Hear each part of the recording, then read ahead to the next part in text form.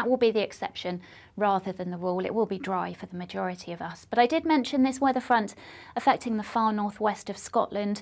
That will become increasingly cloudy, bringing further outbreaks of rain, which will become more persistent and at times heavier through the latter part of the day today and overnight and into Thursday. So you can see this weather front becoming increasingly present across parts of Scotland and Northern Ireland into the start of Thursday. Still elsewhere, though, remaining fairly quiet, similar to the last few days, with variable amounts of cloud, but dry for most. However, that weather front continues to make slow but steady progress southeastwards during the course of Thursday. So outbreaks of rain moving into northern England, western parts of Wales, clearing behind. There will be a few showers here where it will turn cooler and fresher. And to the southeast of this weather front, remaining fairly cloudy, but with some brightness at times and generally dry. So that weather front continues to move southeastwards into Friday, so affecting the Midlands and the southeast, bringing outbreaks of rain, clearing at the weekend.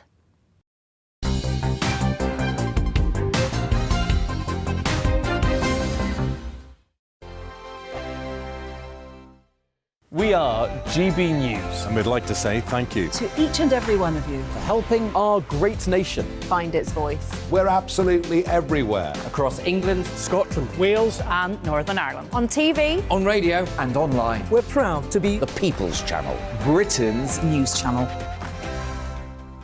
On the Mark Steyn Show, we cover the stories a lot of people are scared even to mention. The stuff that really matters with some of the world's biggest thinkers. Now is his opportunity to kind of take the steering wheel of history. Break away from the flop at 8 o'clock on GB News with the Mark Steyn Show. Hello, I'm Esther McVeigh. And I'm Philip Davis. Whether you're watching or listening on TV, online or on radio, we handpick the latest stories, debates and expert opinions for your weekend. So whether that's politics, news or showbiz, we've got it covered. Join us every Saturday morning at 10 o'clock on GB News. Join my show Farage, 7 p.m. till 8 p.m. Monday through Thursday. And there you will get opinion, analysis, debate, and I'll cover stories that nobody else dares to touch. You've been cancelled. Join the club. Oh my goodness me. And then for the last 15 minutes, talking pints. We're over a drink. We have a civilised conversation with someone. We very often disagree, but we do it in a grown-up way. Come and join me on Farage. Hi there, it's Stephen and Anne. At breakfast from 6 a.m, you'll always be caught up with everything you need to know, the latest headlines, opinions and debates. We'll bring you the good news and the bad, but most of all, we're here for you. Remember, send in your views and let us know what you would like us to talk about. That's because we're your news channel. And every morning at 6 a.m, it's breakfast on GB News.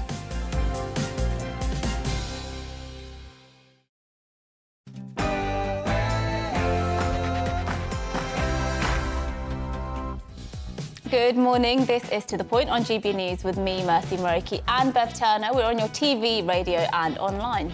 Big news day today as the government finally outlines its plans to cut energy. We'll be bringing you all the latest on that and all the other big news from politics today. Yes, and make sure you get in touch with your views, as usual, on our email, gbviews@gbnews.uk, and we'll get to as many as we can throughout the show. But first, here's your latest headlines with Tamsin.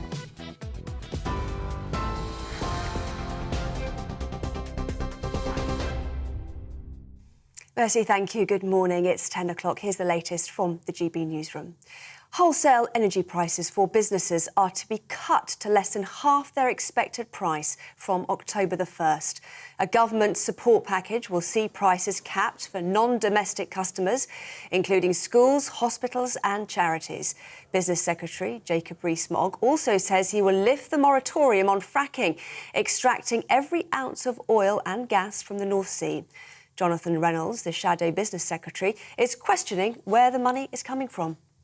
Two questions we'll have to have more detail on is, first of all, who is going to pay for this? Now, we would raise part of the revenue through a windfall tax. We think that's legitimate, so that the full cost doesn't land on the taxpayer or on borrowing costs in the short term.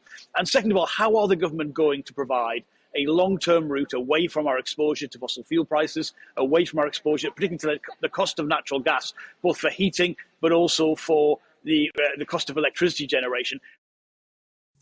Government borrowing hit £11.8 billion in August as interest payments surged higher due to soaring inflation.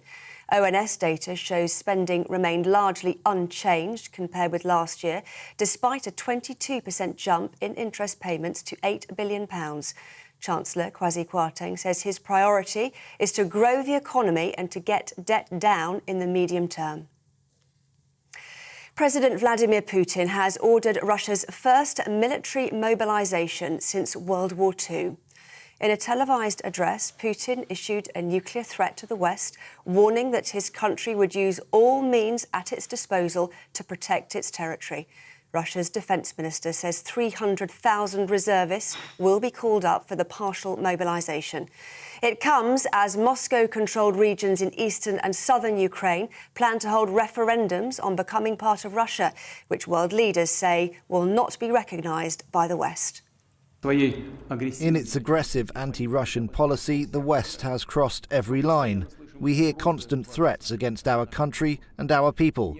Some irresponsible politicians in the West speak about delivering Ukraine long-range weaponry, missile systems that would allow Kyiv to strike Crimea and other Russian regions. I think it is necessary to support the proposal of the Ministry of Defence and the General Staff to conduct a partial military mobilization in Russia. Former Defence Secretary Sir Malcolm Rifkind told GB News that Vladimir Putin's actions are an admission that his plan is failing. This is another humiliation for President Putin. First of all, to have any mobilization at all, including of reservists, is an admission that he's losing the war, that he hasn't got adequate troops, and also that he has not been able to persuade people to volunteer to join the forces, because they've been trying desperately, including trying to persuade convicts in the prisons to join the army in order to reduce their sentences. So that's all obviously been a farce. The Prime Minister will hold her first bilateral meeting with the US President later, following her speech to the United Nations in New York. Liz Truss and Joe Biden will discuss their country's economic relationship and how to preserve the Northern Ireland Protocol. Biden says the UK should work to ensure there is no threat to the Good Friday Agreement. Meanwhile, Liz Truss says she does not expect trade talks with the US to start in the short to medium term. The government is being urged to reinstate the eviction ban during the cost of living crisis. The Kerslake Commission on Homelessness and Rough Sleeping says not doing so could cause a catastrophic homeless crisis. It's calling for a pause in benefits deductions and for benefits to be increased immediately, not next April as planned. Citizens Advice says up to 30% of your energy bill could be going straight out of the window due to a lack of insulation. It says over 1 million people living in homes with an energy rating of F will lose £950 worth of heat through the walls, windows and roofs. It calculates households could save a combined total of £8.1 billion per year if all homes had an EPC rating of C. Good quality sleep is more important than getting the recommended 7 to 9 hours to stay healthy, a study has suggested. A team from Liverpool John Moores University found that sleeping well could help to prevent you falling ill with colds, flu and other respiratory diseases such as COVID-19. This is GB News. We'll bring you more news as it happens, of course. Now, though, back to the point.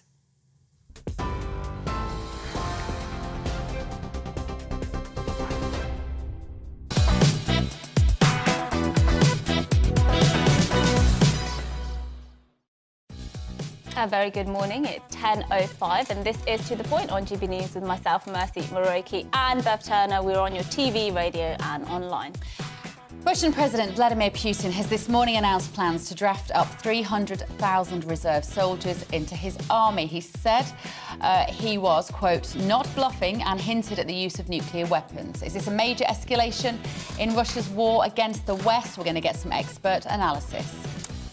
Meanwhile, Prime Minister Liz Truss will give a speech to the United Nations later on today where she's expected to call for unity against Russia. She's also set to meet with US President Joe Biden. Our political editor is in New York updating us on what we can expect from today.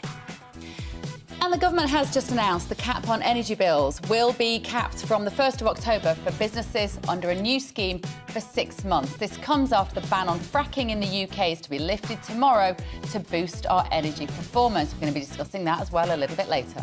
Yes, and we'd love to hear what you make of everything going on today. Of course, we do have those announcements finally from the government, so let us know what you think about all of that, as well as everything that's going on. gbviews@gbnews.uk is the email.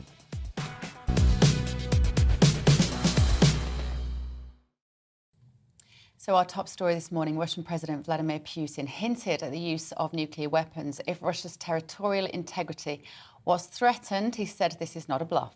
Yes, well, in a televised address, he said his country's aim is now to liberate the Donbas region of eastern Ukraine. Putin also announced a partial military mobilization with Russia's defense minister saying 300,000 reservists will be called up to the army.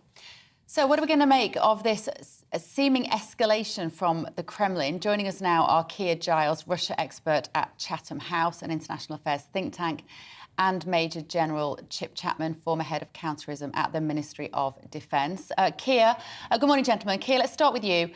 Do you see this as a major escalation in language from Vladimir Putin, or is it just a little sabre rattling because he knows that he's currently on pretty thin ice?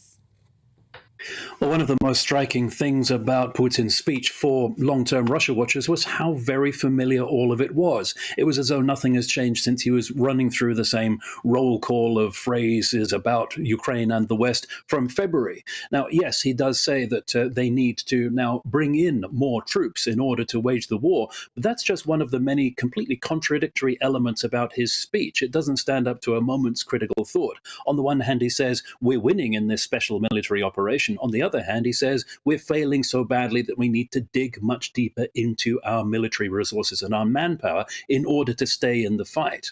And the nuclear threats, too, will have got a lot of attention. But let's look at what Putin is really saying here. He said the same things many times before, and now he says, well, this time I really mean it. The West has crossed so many lines before, he says, most of those lines completely imaginary, and each time Russia's threats have been shown to be hollow. So the good news is that most of Putin's speech is an indication that he realizes that he's on the ropes, that Russia is losing. The bad news is that if he believes even a tiny fraction of the lies and the fantasy that we heard in practically every sentence of this speech, then his grip on reality is really very shaky indeed. Major General Chapman, let's go to you. Do you agree with that analysis there by Keir? What is the strategic reasoning behind all of this, do you think? Because on one hand, it's interesting that you have the UN leaders meeting in New York for that General Assembly. Could that be part of why Putin is trying to sort of put on this front at this point?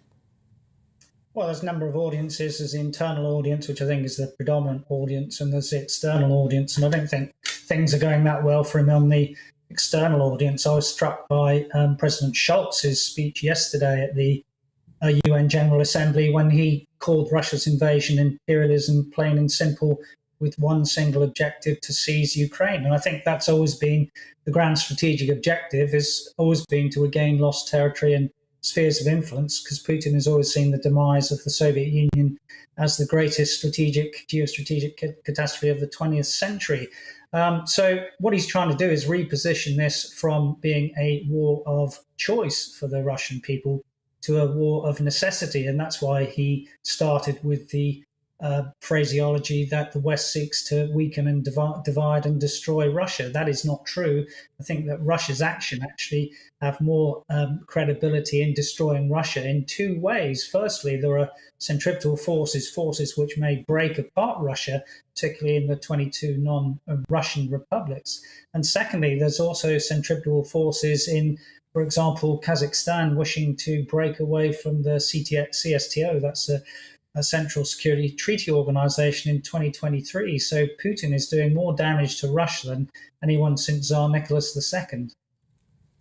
But he hasn't actually changed, has he, Chip, in terms, as you say then, from that initial announcement before he invaded on February the 24th, his logic for doing so has remained incredibly constant based on this perhaps sentimentalized idea, as you say, of who Russia should be and what territories they should own. He's now said he's going to hold these referendums in these four areas, Luhansk, Donetsk, Kherson and Zaporizhia. Maybe you can just explain to our viewers and our listeners why those particular regions might and will they vote to be occupied, effectively become part of Russia and leave Ukraine? Well, of course they will, because the result is preordained, even though it has no credibility in terms of what would occur as an outcome. So the first thing is it contravenes international law and will have no legal force. Invading forces cannot do that. And that was something said by the OSCE, the Organization for Security and Cooperation in Europe, this morning. And one of the things that Putin did in the invasion, of course, was to break the Helsinki Final Agreement of 1975, which set up the OSCE, which is that borders should not be changed by military action.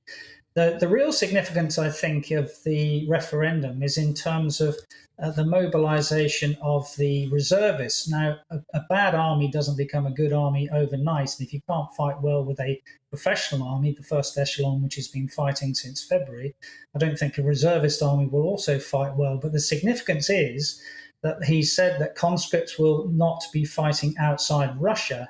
If you say that the four provinces of Luhansk, Donetsk, Zaporizhia and Kherson are part of Russia, then those people could be deployed to Russia.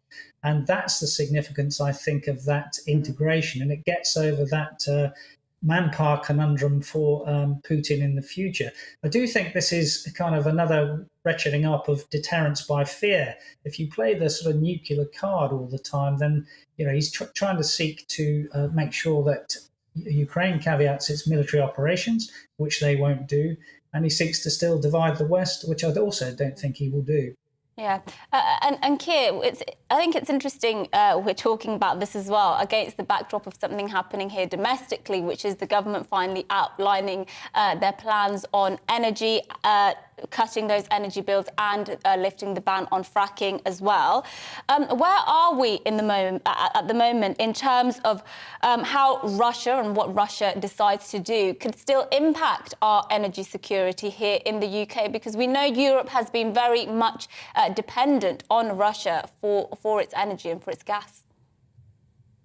Well, that's an element where we've seen that Russia, after realizing it couldn't win on the battlefield in Ukraine, was looking for other ways of winning its fight with Ukraine by targeting the support for Ukraine that came from the West. We've seen the food blackmail by cutting off Ukrainian grain exports to the rest of the world. We've seen energy blackmail by cutting off energy to Europe.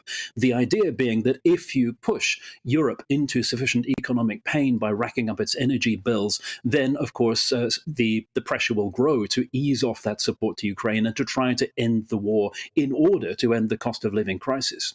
Now, all the indications are that there, too, Russia is actually failing, and people are being sufficiently resilient and showing enough stamina that even moving into winter, people will put up with these higher energy bills because they realize that there's a greater issue at stake, because they realize that this is the cost of withstanding Russia's war on everybody, for which Ukraine is just the front line. And it's absolutely critical that that support for Ukraine, that support for Ukraine defending Europe, continues through the winter and for as long as it takes. Do you think it is likely to continue, though, Keir? Do you think the British public have an appetite for us to continue to give billions to Ukraine when we clearly are seeing businesses on every high street currently closing down because they can't pay their electricity bills? I am less concerned about that now than I was a couple of months ago, and in particular because of the moves that Liz Truss is making. Now, she, from the very earliest stages as foreign minister, showed that she understood the Russia problem. She was one of the very few foreign diplomats, ministers and leaders who were going to Moscow and saying the right things to Putin before the invasion. In fact, Foreign Minister Sergei Lavrov of Russia complained bitterly that he was unable to have the conversation with Truss that he wanted because she wasn't having any of Putin's nonsense. Now, if that continues, if we carry on with this recognition that it is absolutely vital for the UK and others to support Ukraine in its fight, then yes, Ukraine will prevail in this conflict with Russia. Chip, I think Erdogan Turkish president plays an interesting role in this dynamic. And he had this summit in Uzbekistan with Putin. And he has recently said that he thinks Putin wants this war to end. Now, you're never quite sure again, are we getting the truth or are we getting a curated version of the truth for the West? But I thought that was an interesting statement for him to say, as Putin is one of his friends, allies, that he actually wants it to end. Do you think we can attribute any kind of veracity to that? Yeah, I think that's true. He wants to negotiate, but he wants to negotiate with outcomes which are beneficial to him. It's also worth saying that Erdogan actually told Putin as well that he should give all the territory that he has so far invaded and taken back to the Ukrainians. And that is the key thing. It's the issue of sovereignty since Minsk II, which was on offer after the 2014 initial invasion. This notion of sovereignty has always been the key issue between these two people. The real problem is you can see how conflict termination might come about, that is how you end a war. It is much more difficult to see how this will lead to a longer-term conflict resolution, because three things don't really change. Leaders might change, but the vital interests as perceived by Russia are unlikely to change, and the geography between Ukraine and Russia is almost uncertainly not going to change unless you had something like a ceasefire or armistice, which led to something like a demilitarized buffer zone between Ukraine and Russia. And I can't see either of them doing that. So the real problem at the moment is negotiation for either side would be seen as capitulation. And that's why I think we've seen this escalation from Putin's speech, both in terms of weaponry, the targets we've seen with the missile terrorism in the last few weeks, the rhetoric from Putin that I'm not bluffing, and the mobilization. So there's four elements to the escalation that you can read from what Putin has said in the last few hours. Okay. Yes, well, both of you, thank you so much for joining us in that important discussion. Of course, very troubling from Putin, but I suppose nothing we haven't heard before from him. Keir Giles, Russia expert, and Major General Chip Chapman there. Yeah, that's how I feel. It is. It's all very thought-provoking, isn't it? We're both just kind of considering what it all means. And like you say, it's nothing that we haven't necessarily heard before, but somehow they have to let this de-escalate or end with Putin somehow saving face. That I've said that from the, you know. I don't think you can be complacent. It would be wrong to be complacent, even though we have heard these sorts of threats from Putin before, not least in terms of these sorts of nuclear threats. But they certainly can't be complacent because you don't really know what the man is capable of, I suppose, at this point. But coming up after the break, we're going to be speaking about Prime Minister Liz Truss, who's going to address. We're going to be speaking to Liz Truss. No, sadly not yet. Anyway, about her. We're going to be speaking about her as she's at the UN General Assembly. Of course, she's going to meet US President Joe Biden, and we're going to speak about what's on their agenda. That's all after this short break. Good morning, I'm Helen Roberts with your latest weather forecast, and today it's looking fairly similar to yesterday. Quite a lot of cloud around, but it will be dry for the majority of us, and there will be some occasional bright or even sunny spells. Now, there is a change coming for many of us later in the week thanks to this weather front currently affecting the far northwest of Scotland. But for the rest of us, high pressure is in charge, keeping things fairly quiet and settled for the time being. So like I said, today is a repeat performance of yesterday, really. A little bit of early morning mist and fog should burn away fairly readily. Variable amounts of cloud as we head through the day, perhaps becoming a little bit more extensive through the course of this afternoon, perhaps even thick enough in a few spots to produce the odd drizzly shower, but that will be the exception rather than the rule. It will be dry for the majority of us. But I did mention this weather front affecting the far northwest of Scotland. That will become increasingly cloudy, bringing further outbreaks of rain, which will become more persistent and at times heavier through the latter part of the day today and overnight and into Thursday. So you can see this weather front becoming increasingly present across parts of Scotland and Northern Ireland into the start of Thursday. Still elsewhere, though, remaining fairly quiet, similar to the last few days, with variable amounts of cloud but dry for most. However, that weather front continues to make slow but steady progress southeastwards during the course of Thursday. So outbreaks of rain moving into northern England, western parts of Wales, clearing behind. There will be a few showers here where it will turn cooler and fresher. And to the southeast of this weather front, remaining fairly cloudy, but with some brightness at times and generally dry. So that weather front continues to move southeastwards into Friday, so affecting the Midlands and the southeast, bringing outbreaks of rain, clearing at the weekend.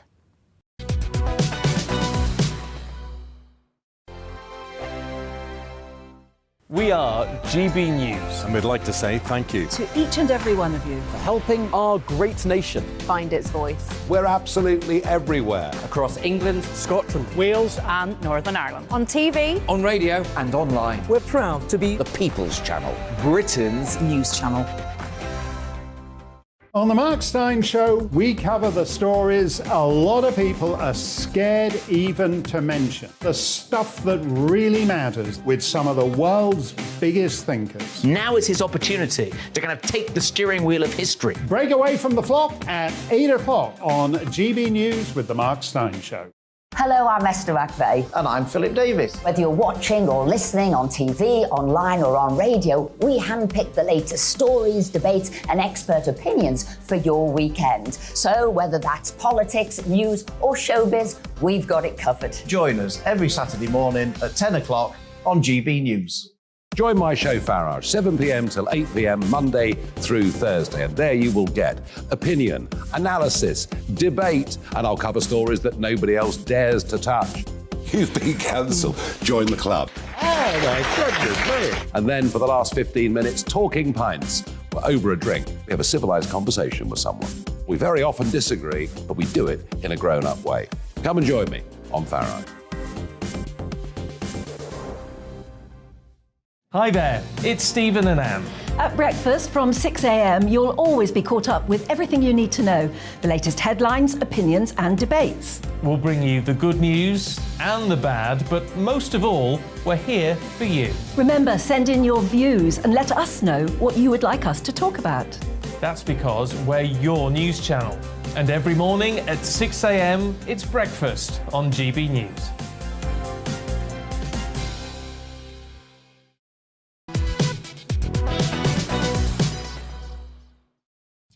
Good morning, it is 10:23. This is To The Point with Bev Turner and Mercy Moroki on GB News. We are on your TV, online and radio this morning. Yes, now Prime Minister Liz Truss will today address the United Nations, where she'll tell the assembled world leaders that economic growth is needed to combat Russia. This comes ahead of a meeting between the PM and US President Joe Biden. GB News political editor Darren McCaffrey is in New York and sent us this report. Well, it's the Prime Minister's second day here in New York, and there are kind of two key moments to watch out for. First of all is that meeting with the US President Joe Biden. Of course, it was due to take place in Downing Street on Sunday, but that was cancelled and now will be held on the fringes of the United Nations General Assembly. And there really is one issue that's going to dominate, and that is the war in Ukraine, particularly as we all wait to hear what President Putin may well say. But it will be a show of cooperation and of continued support, if you like, for Ukraine from the US and the UK. We heard of that extra commitment in terms of military aid yesterday from the Prime Minister, and I suspect that today, essentially, we will hear the same message from both President Biden and indeed Liz Truss. It is interesting, isn't it, that they are determined to present this united front. And it is the second occasion, the main occasion, if you like, for the Prime Minister when she addresses the UN General Assembly later on. All world leaders get a chance to do this once a year, that Ukraine will unsurprisingly dominate that speech as well. She's going to talk about how she says democracies need to harness the power of cooperation since the invasion in order to constrain authoritarianism. And she's also going to say that free countries around the world need to prioritise economic growth and security. That security, not just in terms of military and defence, but also in terms of energy and food supply, in order to win, she says, the new era of strategic competition. And she's also going to continue to commit the UK, and this was announced a little earlier on in the year by the former Prime Minister Boris Johnson, that there will be 3% of the UK's GDP spent on defence spending by the end of the decade. So Ukraine is the big issue here in town for the Prime Minister and indeed for the UN as it gathers this week. But it is also interesting that lots of the questions of Liz Truss over the last 24 hours, and I'm sure this will continue into today, is what we can expect domestically at home, not just around that extra aid for businesses that we're likely to hear of later on this morning in terms of the cost of living crisis and the cost of energy, but also what we may well hear in that mini budget tomorrow when it comes to tax cuts. Fascinating that on the world stage, as she addresses world leaders for the first time as Prime Minister, that many people at home want to hear what the Prime Minister has in store for them this autumn and winter during that cost of living crisis. Darren McCaffrey, they're our political editor in New York. Now, joining us to talk about this in more detail is Benedict Spence, who's a political commentator and writer. Thanks for joining us this morning. It is Liz Truss's first UN General Assembly, of course, as Prime Minister, and she faces huge domestic and international issues. What do you think we can expect from her over the next few days? I have to be honest with you, I'm not particularly optimistic when it comes to the UN in general. I think that it does a lot of work, a lot of it good, but functionally it is just an opportunity to grandstand. I'm not sure how much progress she can make or how well she'll be able to do at persuading people that her vision is the way forward, especially given that for the last few years, plenty of organizations have been pushing the idea that economic growth is not, in fact, the most desirous of things, that actually things like happiness or net zero are more important than economic growth. And as we're all seeing right now, that's not necessarily the best way to go forward. But nonetheless, that's an attitude that has co-opted other Western governments around the world. And that is ultimately who she's speaking to. She's not speaking to too many Eastern governments or too many in Latin America or Africa whose priorities are very different. This is about the West.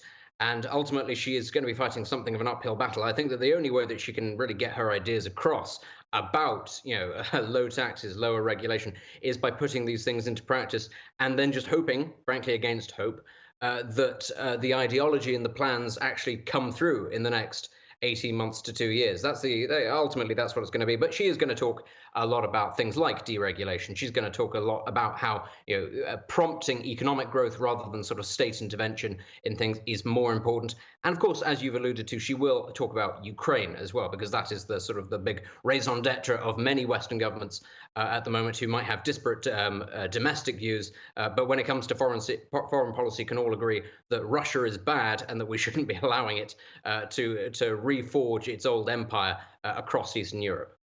I mean, you say that, Benedict, but there are a lot of people who contact GB News to say, for instance, Cameron has got in touch and said, I'm tired of my money going to Ukraine. There is no mandate to send billions abroad. Mike has said, I've said it time and again, do not get involved in the Ukraine war. We should have just beefed up all our eastern borders, ensuring Putin could see this and let Ukraine go. She has pledged this extra £2.3 billion.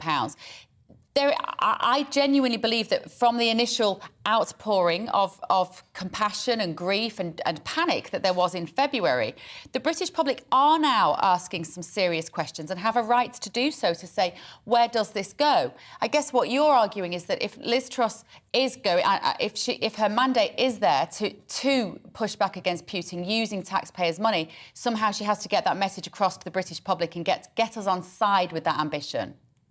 What I'd say to the British public is I'm not going to sugarcoat it. If you don't want us to spend money in Ukraine, well, good for you. But it doesn't end with Ukraine. This isn't how the world works, is that Putin will just take Ukraine and go, oh, well, that's all I wanted. That's fine. We're going to end there. It's not like he's going to look at Romania or the Slovakia or Poland and go, these things don't bother me. They don't interest me. The Baltics, no, that's not my concern.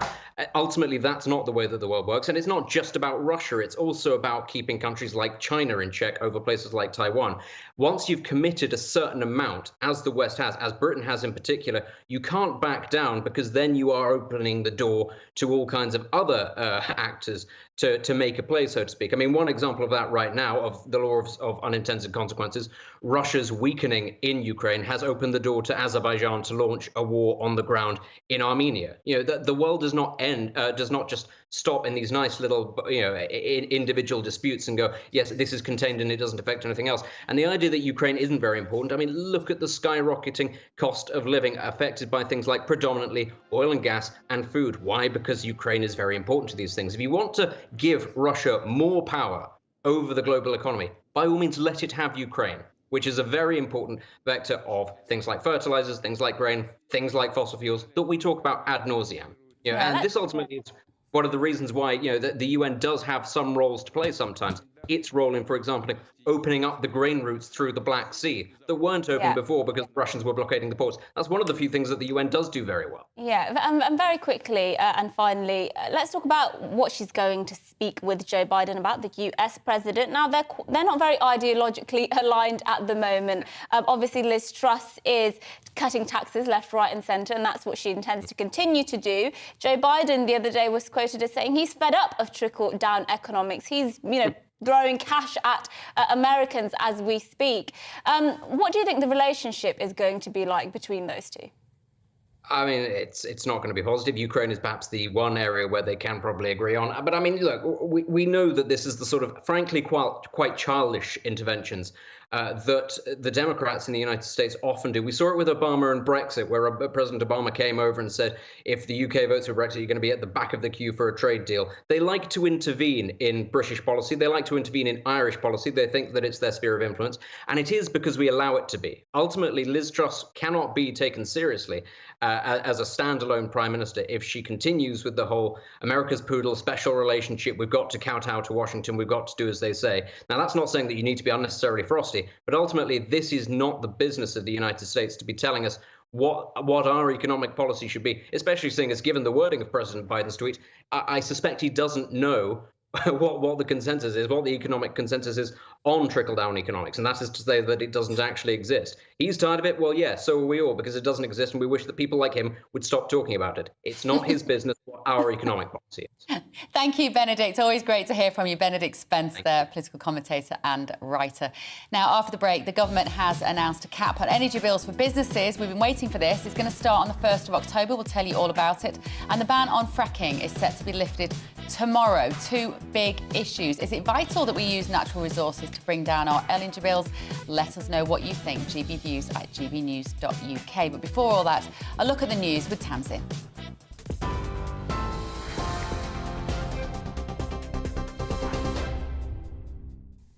Bev, thank you. It's 10:33. Here's the latest from the GB newsroom. Wholesale energy prices for businesses are to be cut to less than half their expected price from October the 1st. A government support package will see prices capped for non-domestic customers, including schools, hospitals and charities. Business Secretary Jacob Rees-Mogg posted a video with details of the announcement on social media. This discount will automatically be applied to energy bills and will last for an initial period of 6 months. The action we are taking will boost growth and protect jobs and livelihoods. We want to keep high streets, like this one, humming this winter and beyond. Government borrowing hit £11.8 billion in August as interest payments surged higher due to soaring inflation. ONS data shows spending remained largely unchanged compared with last year, despite a 22% jump in interest payments to £8 billion. Chancellor Kwasi Kwarteng says his priority is to grow the economy and to get debt down in the medium term. President Vladimir Putin has ordered Russia's first military mobilization since World War II.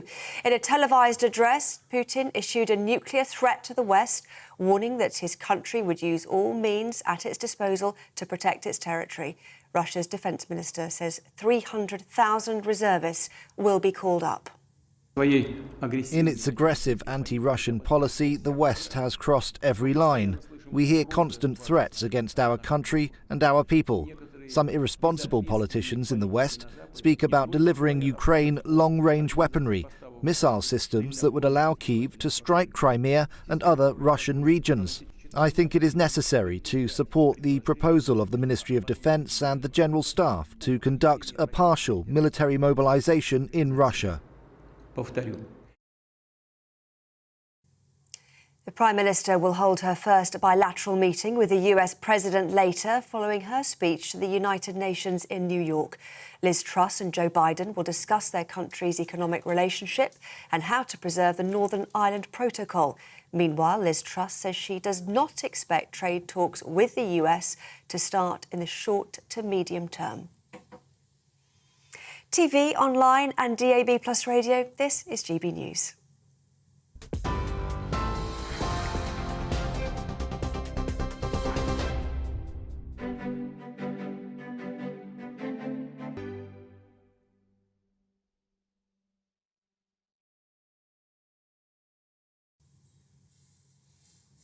And here's a quick snapshot of today's markets. The pound will buy you $1.135 and €1.145.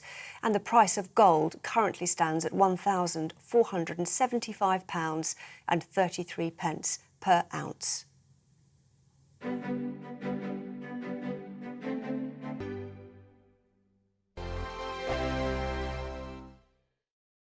We are GB News. And we'd like to say thank you To each and every one of you. For helping our great nation. Find its voice. We're absolutely everywhere. Across England, Scotland, Wales and Northern Ireland. On TV, on radio and online. We're proud to be the People's Channel, Britain's news channel.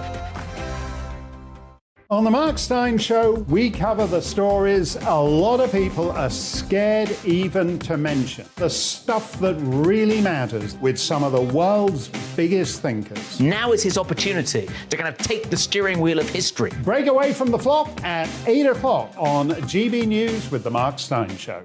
Hello, I'm Esther McVeigh. And I'm Philip Davis. Whether you're watching or listening on TV, online or on radio, we handpick the latest stories, debates and expert opinions for your weekend. So whether that's politics, news or showbiz, we've got it covered. Join us every Saturday morning at 10 o'clock on GB News.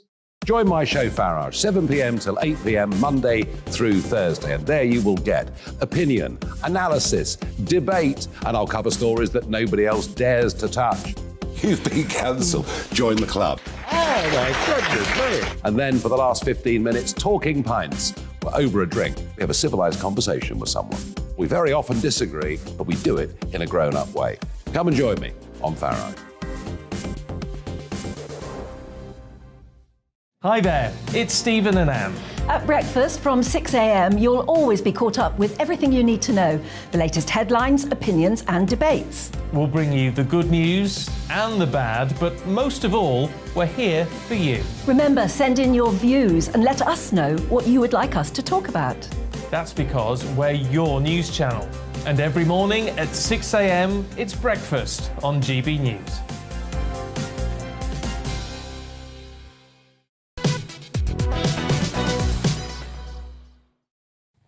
Good morning, it's 10:39 and this is To The Point with myself, Mercy Moroki and Bev Turner. We're on GB News and live on your TV, online and radio.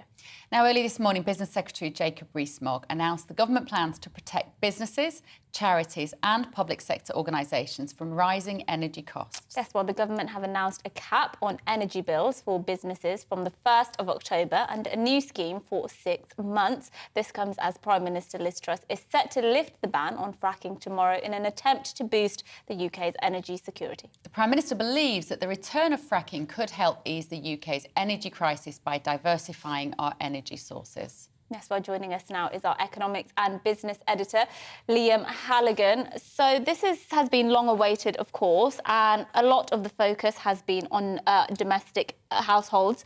But we have something for businesses now. Tell us all about that. Finally, businesses have been wondering for months when ministers and civil servants are going to realise that they have energy costs too. And we're not talking about the big businesses who are good at buying on futures markets, hedging their energy strategies. We're talking about pubs, restaurants, small manufacturers who simply have to ring up their energy provider like you and I and try and do a deal with them. It's not actually, strictly speaking, a cap on energy costs for business that's coming in. It's a cap on the unit cost. So the bill can be whatever it is. It depends on how much you use. Yeah, sorry to stop you there, Liam, but I think that's a really, really important point because I keep... And I make it again and again. I keep seeing, you know, commentators and, you know, people who are... I'm not, you know, accusing them of not understanding the issue, but I think it's really important to point out that this is a cap on the unit price. That's right. Not a cap on the bill itself. The figures given are the average price, basically, that you'd pay, especially for the household, not the average bill given the average usage, Yeah. given the capped unit cost. That's what it is. I think a lot of people want to say the government isn't providing any incentive to use less energy. Yeah. But it is. It's still going to cost you more if you use more energy. But for people working in small businesses, running small businesses, it's worth saying Jacob Rees-Mogg has capped the unit cost at £211 per megawatt hour for electricity and £75 per megawatt hour for gas. What does that mean? It means that businesses will be paying per unit of energy about half what they'd currently pay if they were exposed fully to wholesale prices that are expected this coming autumn and winter. Now, a lot of people are saying that this is going to cost tens of billions, hundreds of billions of pounds. And it may. If wholesale gas prices go up lots and lots and lots, then, of course, the government's going to have to subsidise the difference between those huge gas prices and what businesses pay. But if gas prices come down on open markets, then it will cost a lot less. And gas prices, actually, you don't hear it mentioned very often, they're about 45% down over the last 3 weeks. Now, events in Ukraine could change that, but that's where we currently are. So one of the solutions to this, then, is that she's going to lift this very controversial ban on fracking. What is that going to mean? Because it's not going to... They surely just can't start fracking and we suddenly have increased supply, which will reduce the price. It'll take a while, won't it? Well, do you remember, Bev, Liz Truss's first announcement in the House of Commons? She was only half an hour into being a Prime Minister. And then the news came through of Her Majesty's unfortunate deterioration in health. So that announcement was curtailed, but she did manage to say during that announcement that she wants to lift the ban on fracking. Now, this is a moratorium that came in November 2019. Boris Johnson brought it in as he was going for re-election. He thought it appealed to younger voters, environmentalists, maybe Lib Dem voters who are wavering, voting Tory or whatever. So he banned fracking. At that time, of course, wholesale gas prices were much, much lower than they are now. Liz Truss wants to lift that ban. We have got wells in the UK, particularly in the northwest, in Preston and near Blackpool, that are ready to be fracked. Right. This is a controversial way of getting gas out of the ground, out of so-called shale rock, tight formations. You need sort of little explosions underground. Some people are worried about those. Others say that it's absolutely fine. This happens in the US and it's revolutionised their energy outlook. When she stood up in the House of Commons, Liz Truss says, I think we can get shale gas on stream within 6 months. And all the usual suspects says, oh, that's ridiculous, that's ridiculous. So I asked the CEO of Quadrilla, a guy called Francis Egan, the man who is behind these fracking wells near Blackpool. They're ready, pretty much ready to go, as long as they get the government permits and government permissions. I asked Francis Egan, is this 6-month outlook for getting shale gas out of the ground realistic? And this is what he said. Well, Quadrilla has 2 existing wells that we've already drilled into the shale rock in Lancashire, just outside of Blackpool. And in fact, we had partially fracked and tested gas back to the surface from those wells. So we know the gas is already there. So we would have to mobilise equipment back onto that site and complete the job. Now, from getting the equipment onto site, that should only take a matter of months. Initially, it would be relatively small, modest quantities of gas, but it's an important starting point. Now, Francis Egan says it can be done within 6 months. He says shale gas is just a sticking plaster. It's not a complete long-term solution. It's not the whole solution to the UK's energy security issues. We need more gas storage. We do need more nuclear energy. We need more baseload. A lot of people would say, with some justification, as renewables become cheaper, we need more of them too. But we have got ourselves in a situation where we are really reliant, Bev, on those interconnectors from France, Germany, from the Netherlands, from the Norwegians to basically keep the lights on. That, I think, is the first time I've actually seen the guy from... It's Quadrillion? Yeah, Quadrilla. He doesn't give interviews very often, but that's, you know, if you have a specialised business journalist, you get to talk to these people, right? Absolutely. Yeah, we got more from him. We have, I mean...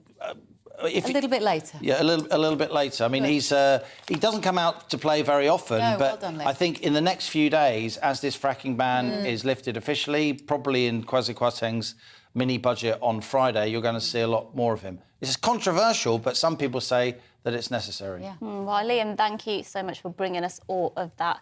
Of course, we will get those official announcements from Kwasi Kwarteng, the Chancellor, and the Business Secretary, and, of course, Liz Truss on Friday. So we'll bring you all of that then. Now, a 90-year-old man from Kent, you may remember this story, will be sentenced this morning after he was found guilty of stabbing his blind wife last September while she was trying to sleep. Paul Hawkins is outside the Old Bailey for us. Remind us about the details of this case, Paul, if you're there. It's a really tragic case, isn't it? This guy was 90 years old when he murdered his wife. What happened? Yeah, that's right, Bev. We have had the sentencing, which I will give it to you in just a minute. Just before that, quickly, the background to the case. This is Edward Turpin, 90 years old. His trial was at the start of September, during which after which I should say, he was found guilty of stabbing his 90-year-old blind wife, who he'd been married to for 60 years at their Orpington home in Kent. Now, a jury took 11 hours to reach that on a majority verdict. They cleared him, though, of attempted murder and wounding with intent. He stabbed her twice in the chest, also twice in the upper abdomen. He stabbed himself in the abdomen. She also was found to have defensive wounds on the back of her hands. Now, during the case, he told the court that he'd stabbed her in an attempt to calm her down and make her stop screaming.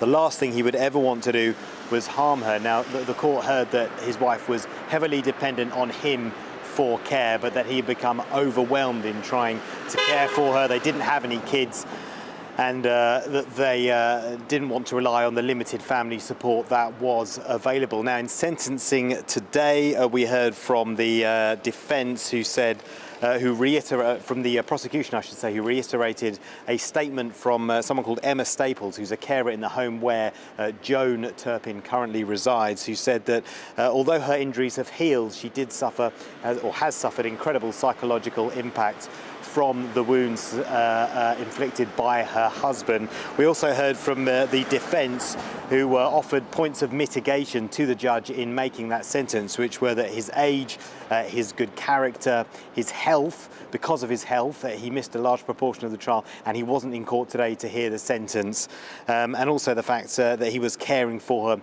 and that he had expressed remorse. And in taking those mitigation factors into account, which outweighed aggravating factors in making the sentence, she passed a sentence of 2 years suspended for 2 years. In other words, it is a 2-year prison sentence, but it is suspended. So over the next 2 years, as long as he doesn't commit any crimes, then he will be able to spend it at home. Although for 3 months, once he leaves prison, he will be electronically tagged and monitored from 9 a.m. to 7 p.m. Okay, thank you, Paul. Paul Hawkins there. And just to offer a clarification, so he was cleared of attempted murder and cleared of an alternative charge of wounding. He was found guilty of a charge of wounding instead, so not murder, hence why that sentence is not reflective. And what a terrible story, though. The 90-year-old looking after his blind wife on his own, and clearly just all got too much. Yeah, absolutely. Awful story. Let's move on to another story now. Could a 4-day working week be the future? It's a question that's been posed many times. Well, now 86% of companies who actually took part in a 4-day week trial said they would continue with it going forward. They claim that productivity not only stayed the same, but in some cases improved. So let's find out if this is a good idea. We're delighted to be joined now by Joe Ryle, Director of the 4-Day Week campaign. Morning, Joe. So this was your survey, this was your investigation. You were always going to find this was a good idea, weren't you, Joe, if that's what you wanted it to conclude? Well, that's what we were hoping for.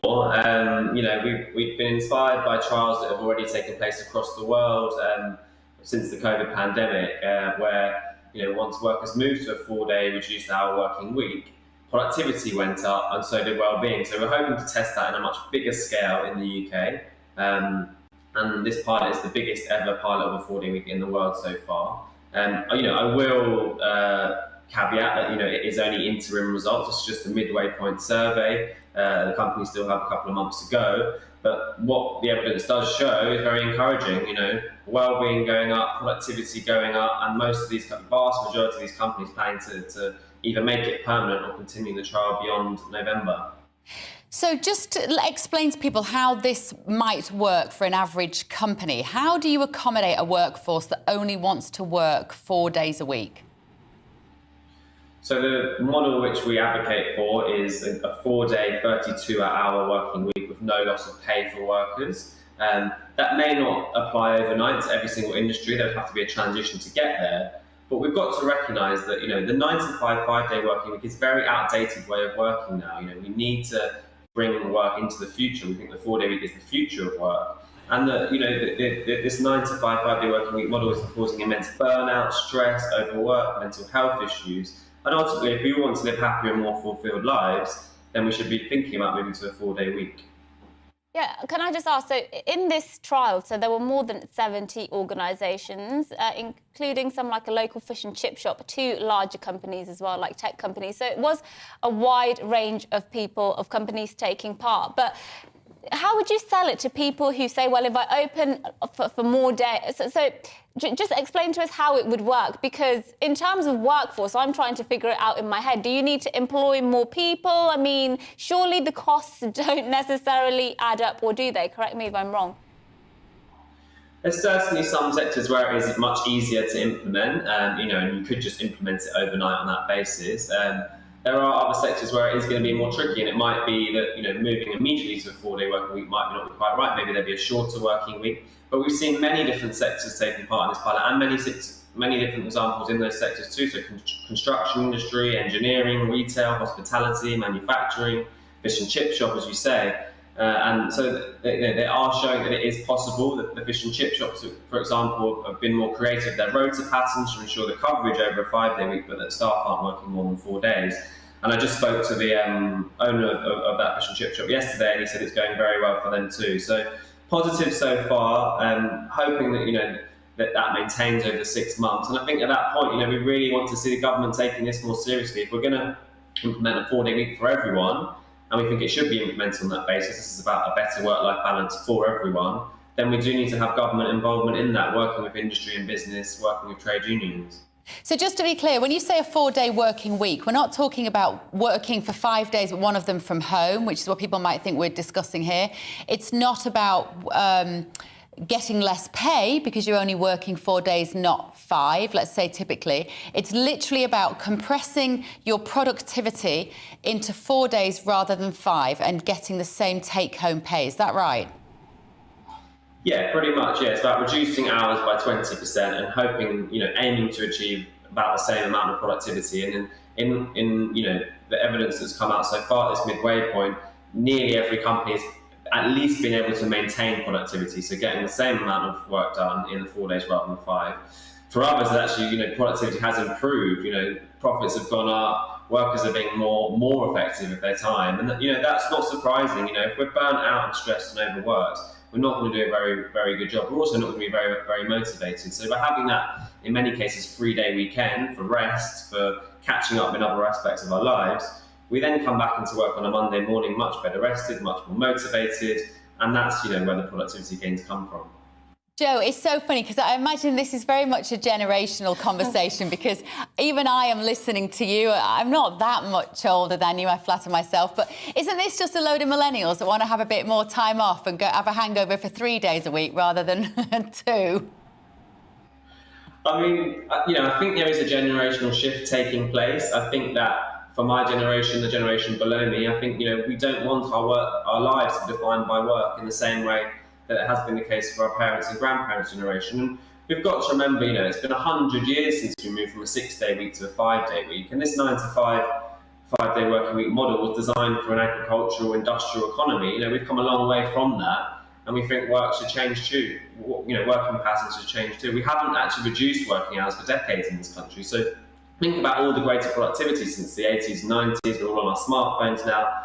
That's gone towards more profits for companies, not more free time for workers. Yeah, thank you, Joe. Look, thank you for coming on the show and putting forward your arguments. There'll be people who agree with you, some people who don't. Come in one day, Joe. I'd love to have a proper conversation about it. If you can, if it's one of the days you're actually working, rather one of the days you got off. No, look, I think as well for parents.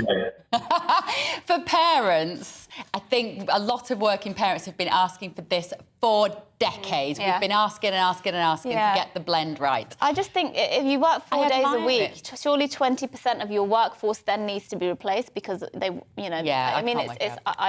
Anyway, look, keep your views coming in, GBViews at gbnews.uk. We're going to take a short break, give you the weather, and we'll be back in just a moment. Hello, Aidan McGivern here with the latest weather from the Met Office. Cloud and rain affecting the far northwest, mostly dry elsewhere with some sunshine, although I think a lot of cloud will remain during the rest of the day. An area of high pressure is close to the southeast of England. The northwest of Scotland, meanwhile, sees a weather front move in and the isobars tighten up. So a breezy day to come here with cloud and some outbreaks of rain in the north and northwest of Scotland. Also, there'll be 1 or 2 showers across southwest Scotland, northwest England and perhaps West Wales. But mostly dry elsewhere, some breaks in the cloud, although I think large areas of cloud will remain in places. Temperatures will reach 18 to 21 Celsius fairly widely from eastern Scotland into much of England and Wales. I think mid to high teens for western Scotland and Northern Ireland. And it's in Western Scotland and Northern Ireland where the rain turns heavier and more persistent through the evening. That rain pushing into the rest of Scotland during the early hours and reaching northwest England as well as North Wales by dawn.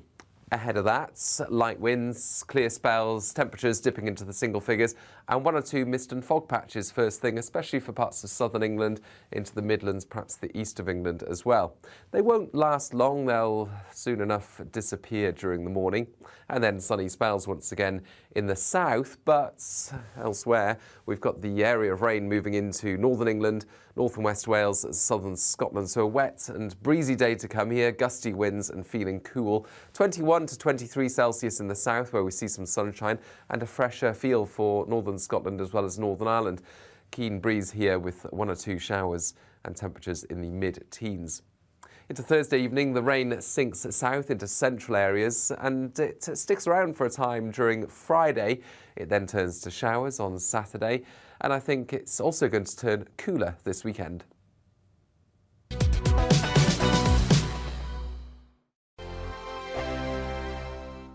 We are GB News. And we'd like to say thank you To each and every one of you. For helping our great nation Find its voice. We're absolutely everywhere. across England, Scotland, Wales, And Northern Ireland. On TV, On radio, and online. we're proud to be the People's Channel, Britain's news channel.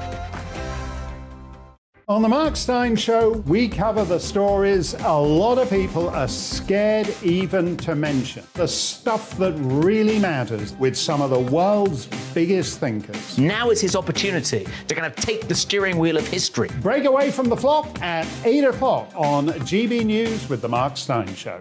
Hello, I'm Esther McVeigh. And I'm Philip Davis. Whether you're watching or listening on TV, online or on radio, we handpick the latest stories, debates and expert opinions for your weekend. So whether that's politics, news or showbiz, we've got it covered. Join us every Saturday morning at 10 o'clock on GB News.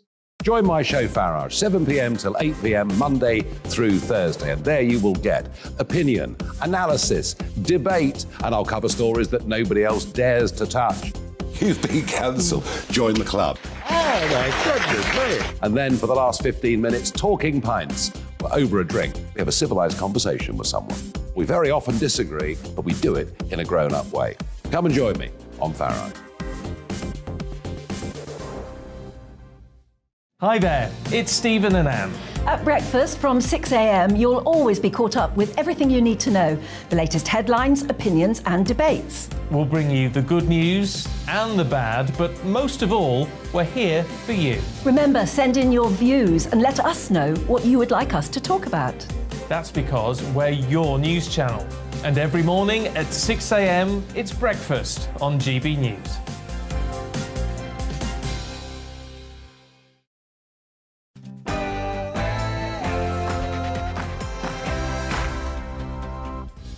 Well, good morning. It's 11 o'clock and you're watching To The Point on GB News with myself, Mercy Moroki, and Bev Turner. We are here for another hour until midday, bringing you all the latest news. We've got more on Russia coming up. We've got more on the energy crisis. We've got more from New York with Darren McCaffrey. And we're also going to be talking about the new Met Police Commissioner and the challenges that he is facing. Yes, and we'd love to hear your views, so get in touch on GBViews at gbnews.uk. We'll get to as many as we can before the end of the show. But for now, let's give you the latest headlines with not Rosie, with Tamsin.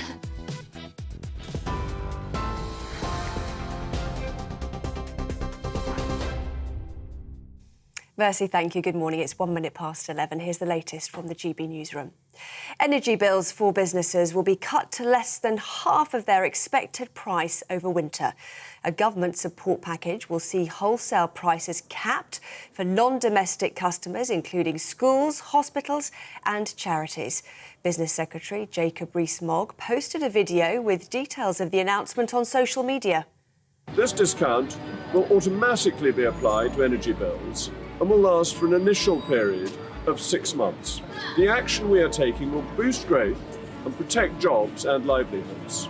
We want to keep high streets, like this one, humming this winter and beyond.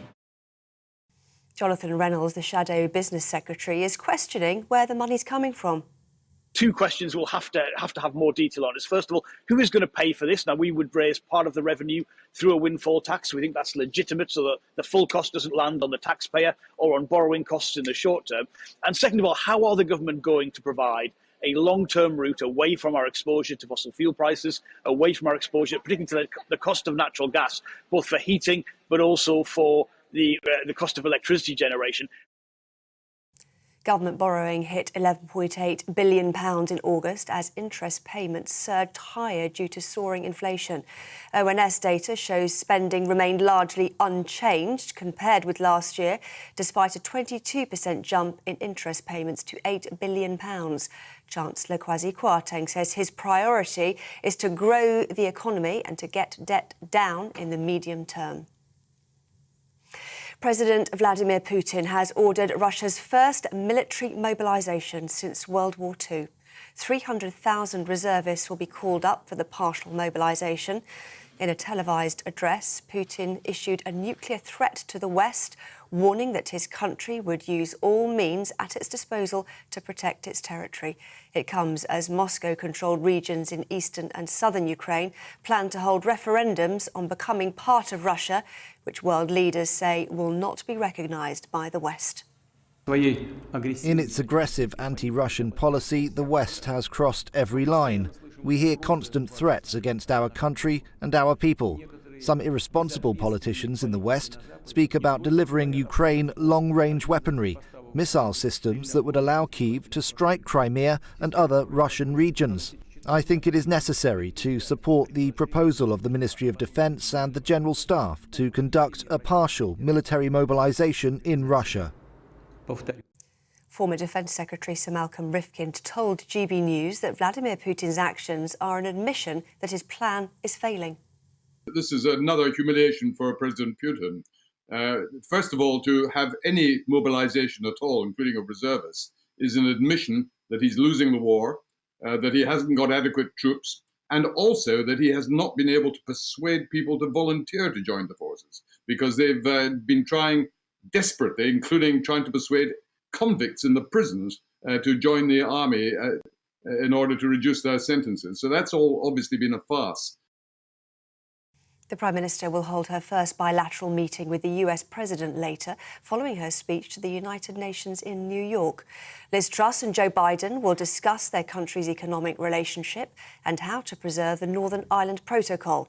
Biden says the UK should work to ensure there is no threat to the Good Friday Agreement. Meanwhile, Liz Truss says she does not expect trade talks with the US to start in the short to medium term. The government is being urged to reinstate the eviction ban for tenants during the cost of living crisis. The Kerslake Commission on Homelessness and Rough Sleeping says not doing so could cause a catastrophic crisis for the homeless. It's calling for benefits to be increased immediately, not next April as planned. This is GB News. We'll bring you more news as it happens. Now it's back to Bev and Mercy.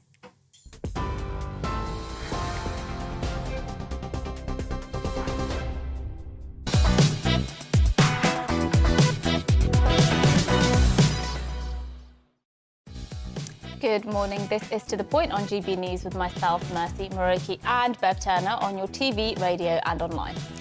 Russian President Vladimir Putin has announced plans to draft up 300,000 reserve soldiers in a national address to the Russian people. Is this a bluff or a major escalation in the war in Ukraine? We're going to be talking to a Ukrainian MP on that situation. Yes, and back here at home, the government has announced it will cap energy bills for businesses from the 1st of October, cutting the expected wholesale price in half. Let us know what you think about that. Are you a business owner? We'd love to hear from you, so get in touch. And we're going to be talking queue jumping, as ITV presenters Philip Schofield and Holly Willoughby have vehemently, viciously denied skipping the queue during their visit to see the Queen lying in state.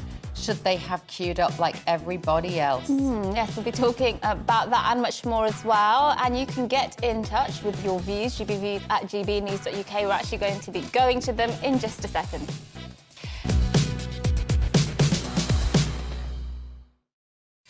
Got a very squeaky chair today, Mercy. Can you hear my squeaky chair? I try to be very still for that very reason. I'm sorry if you can hear my squeaky chair on the radio. I might come back with some WD-40 next week. Well, let's go to some of your views as we promised. Obviously, this energy cap, and it's not a cap on bills. I keep having to reiterate, it's a cap on the unit price. So your bills are still going to be higher. They could, if you use more gas, you're still going to pay for the more gas you're using. So, but it is a cap that's coming in. For the business, Guy says, is anything going to be done to cap the price of domestic or business heating oil prices? Because many rural dwellers and businesses have no access to mains gas, and as such are subject to the vicious price changes in the heating oil market. That's a really good question. And when we get our business and economics editor, Liam Halligan, we're going to put just that question to him. Just to give you some figures on this, the government has set a supported wholesale price expected to be £211 per megawatt per hour for electricity and £75 per megawatt hour for gas, which is, again, it doesn't really mean anything. Anybody who's ever tried to go through their utility bills will understand the frustration of trying to work out what it is that you're actually paying and what it is that you're using. But those figures that the government are saying today they will cap for businesses, will be less than half the wholesale prices which are being anticipated for this winter. So they are trying to do something. Yeah. It is going to cost us a fortune as taxpayers, of course.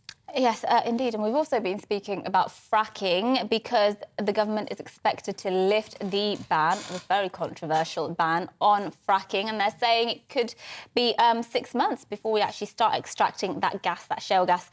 John says the lifting of the moratorium on fracking is great news for us all. It will bring prices down and will put a spanner in the works of the Russian-funded green organisations who have helped to put us in this situation.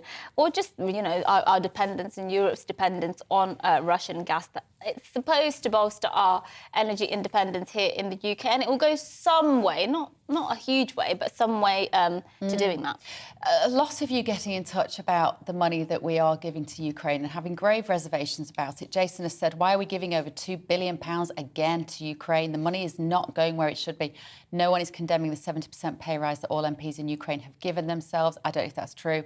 The country is corrupt. The country was certainly known to be the most widely recognised. The British press, there's so many articles that Ukraine was considered to be have a problem with corruption in Europe before the war. And actually when Volodymyr Zelensky, the president of Ukraine, came to power, he was very much not an establishment figure. If you remember, he was actually an actor who had played an actor who became the president of Ukraine and then became the president of Ukraine. And he very much stood on a platform of, look, I'm anti-establishment, I'm going to clean up the country, I'm going to be crack down on corruption. So some would say they were turning a page in their history, in their politics because of President Volodymyr Zelensky, but we won't know if that will happen because of what's taking place. A lot of you saying that you support bringing fracking back, but you don't think it goes far enough. Peter has said it was crazy behaviour to ban fossil fuels in the first place without having a workable alternative. We were bullied by those pushing the new Green Deal and those wanting to wreck Western economies. Well, we'll go to more of your views a bit shortly throughout the programme. In fact, we'll try and get as many as we can in. But for now, as we mentioned, the Russian President Vladimir Putin has made a televised address just this morning to the people of Russia, saying that his country's aim is now to liberate the Donbass region of eastern Ukraine. Putin also announced a partial military mobilization in Russia that starts today, with their defence minister saying 300,000 reservists, young men, will be called up. Yes, well, earlier on Breakfast on this channel, we spoke to the former Foreign Secretary, Sir Malcolm Rifkind, on how the statement from Vladimir Putin affects Russia's invasion in Ukraine. This is another humiliation for President Putin. First of all, to have any mobilization at all, including of reservists, is an admission that he's losing the war, that he hasn't got adequate troops, and also that he has not been able to persuade people to volunteer to join the forces, because they've been trying desperately, including trying to persuade convicts in the prisons to join the army in order to reduce their sentences. So that's all obviously been a farce, and this is now what we're facing. To you that a humiliated Putin is a dangerous Putin, and he said in that address this morning, which we should... dangerous even before he was humiliated. Well, I know, but this is like... Yes, go on. A complete disaster from the moment the war began, because he was forced to withdraw from Kiev, the capital, which he thought he was going to take in a few days. He now has lost virtually the whole of the Kharkov Oblast, and he's now having to call out more troops because he knows his existing army is losing every day. That is very bad news for him. What is now credible is that it will be slow, but the Ukrainians now have a prospect of encircling the Russians in Kherson. They've already blocked the Russians from reinforcing Kherson, which is in the south, near Crimea, near the coast. And that will also mean yet another part of occupied Ukraine. I think slowly, it will take weeks, possibly even months, but will slowly be recovered by the Ukrainians. And I very much endorse the point that has been made by my colleague on your program, that the inability of the Russians to actually train the people they've got means that the Ukrainians will not have to face these new reservists being brought back. Some of them, if they bring out all the reservists, some of them will be quite elderly people, but let's assume they concentrate on the younger ones. These are not professional soldiers. These are people who have served a national service in Russia, as everyone has to do for a period of time. And they will both be very hostile to being brought back with the prospect of being killed or injured, but they also will be way out of training, and both physically, I suspect, as well in the military sense. So it'll be months before they could even begin to have any impact on the conflict. I think Putin knows that, but he's got to actually demonstrate that he's doing something more to at least theoretically give the Russians a better chance of recovering the offensive. Putin has always been willing to use this sort of blustering language.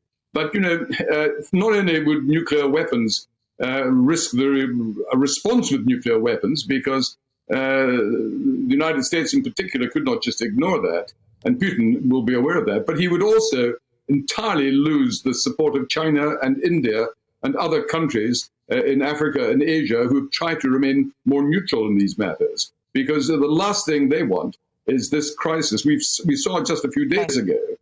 India and China trying to say to Putin, we have concerns about what's going on here. This war shouldn't be continuing. Now, if they're saying that already, you don't need me to say how hostile they would be, any suggestion of using nuclear weapons if that came from Moscow. So that was former Foreign Secretary Sir Malcolm Rifkind talking to Eamon and Isabel this morning at breakfast. Let's now speak to our political correspondent Tom Harwood, who is in Downing Street. Tom, is the feeling amongst politicians that this is a genuine escalation, or is it sabre-rattling from Putin as he knows that things are frankly not going his way? Well, I suppose it must be a bit of both. Clearly, things haven't been going the way of Russia in the war in Ukraine. The advances of the Ukrainian military in the last couple of weeks have been pretty astounding and liberating much of the territory that Russia had taken, particularly in the northeast of the country. However, the timing of this statement is clearly poignant. Today is the day that President Zelensky, President Biden and Prime Minister Liz Truss are all due to address the United Nations General Assembly. Liz Truss is over there in New York, of course. She's got a bilateral meeting with President Biden a little later today as well. No doubt these statements will be redrafted. These addresses to the General Assembly will have updates added to them in the wake of this announcement from President Putin this morning. Clearly he's trying to disrupt the way things are going. Now, it's quite early in the morning in New York still, so we haven't yet heard from the Prime Minister, but we have heard from the Defence Secretary, and Ben Wallace, who of course was reappointed as Defence Secretary by Liz Truss in the reshuffle 2 weeks ago, has said these words. President Putin's breaking of his own promises not to mobilise parts of his population and the illegal annexation of parts of Ukraine are an admission that his invasion is failing. He and his defence minister have sent tens of thousands of their own citizens to their deaths, ill-equipped and badly led. No amount of threats and propaganda can hide the fact that Ukraine is winning this war. The international community are united and Russia is becoming a global pariah. Clearly there, the Ministry of Defence and the Defence Secretary trying to combat this war of words from Putin and this threat of 300,000 extra troops, Russian troops fighting in Ukraine, with the steadfast unity of the West behind Ukraine. Tom, thank you for bringing us that update. Let's now turn to a Ukrainian MP, Alexei Goncharenko, who joins us now. I believe he's in Lithuania at the moment. Thank you for joining us. It's always great to have you. I just wanted to first get your reaction to the press conference that Vladimir Putin held this morning, addressing the Russian nation, in which he made a series of threats and said he will be sort of conscripting 300,000 reservists up into the army as a way to sort of bolster Russia's efforts against Ukraine. Yeah, first of all, it shows us that Putin is desperate. He really understands that he is losing this war. Because he was saying to his people many times that I will never make mobilization, there is no need in it. And now he's saying, yes, we need it and we should do it to save Russia. Secondly, this is, again, one more clear signal that for Putin, it's not a war against Ukraine. All his new speech was about the West. He was saying to the West, he was accusing the West that it wants to destroy Russia. So that is very important. And will these 300,000 people, if there will be 300,000, because Russia is lying all the time, and I think Putin doesn't want to have panic in the country, so it could be more than 300,000 people. Will it change the result of the war? The answer is no. This is more cannon meat. He will put it in cans, in metal cans of Soviet old tanks, and will send to Ukraine, and they will die like thousands of them before already died. So that can prolong the war, but this can't change the result of the war. They will lose in any way. So I think this is a gesture of desperation. But also what is important is his words about mass destruction weaponry, that he is ready to use it. And I think there should be a clear answer, first from Ukraine, and our answer is next. We will never accept any so-called sham referendums. This is our territory, and this is just annexation, and we will liberate our land. And we will continue to fight. We are not afraid of his mobilization. But also should be a clear answer from the West. And the answer should be giving more weaponry to Ukraine. Quicker we will finish this war, quicker we will liberate our territories, better for the whole world. The longer we are having it, we are making this long agony of Putin, and it is really very dangerous. And the second should be a clear signal from the West that if Putin will even touch the nuclear weaponry, the reaction will be like lightning and immediate and absolutely destructive for Russia. That should be said clearly and openly, that this is something which will never be accepted by the free world. What would you say, Alexei, to our viewers and listeners who say the UK can simply not afford to keep providing billions in support to Ukraine? If the United Kingdom and other countries will just not afford, like you are saying it, after this, I don't want to threaten you in any way and frighten you.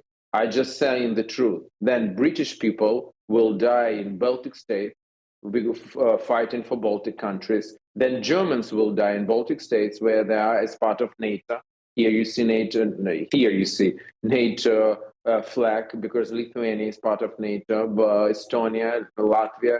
In these countries, there are British people, Canadians, Germans. In Poland, in the United States, and so on, because Putin will go forward.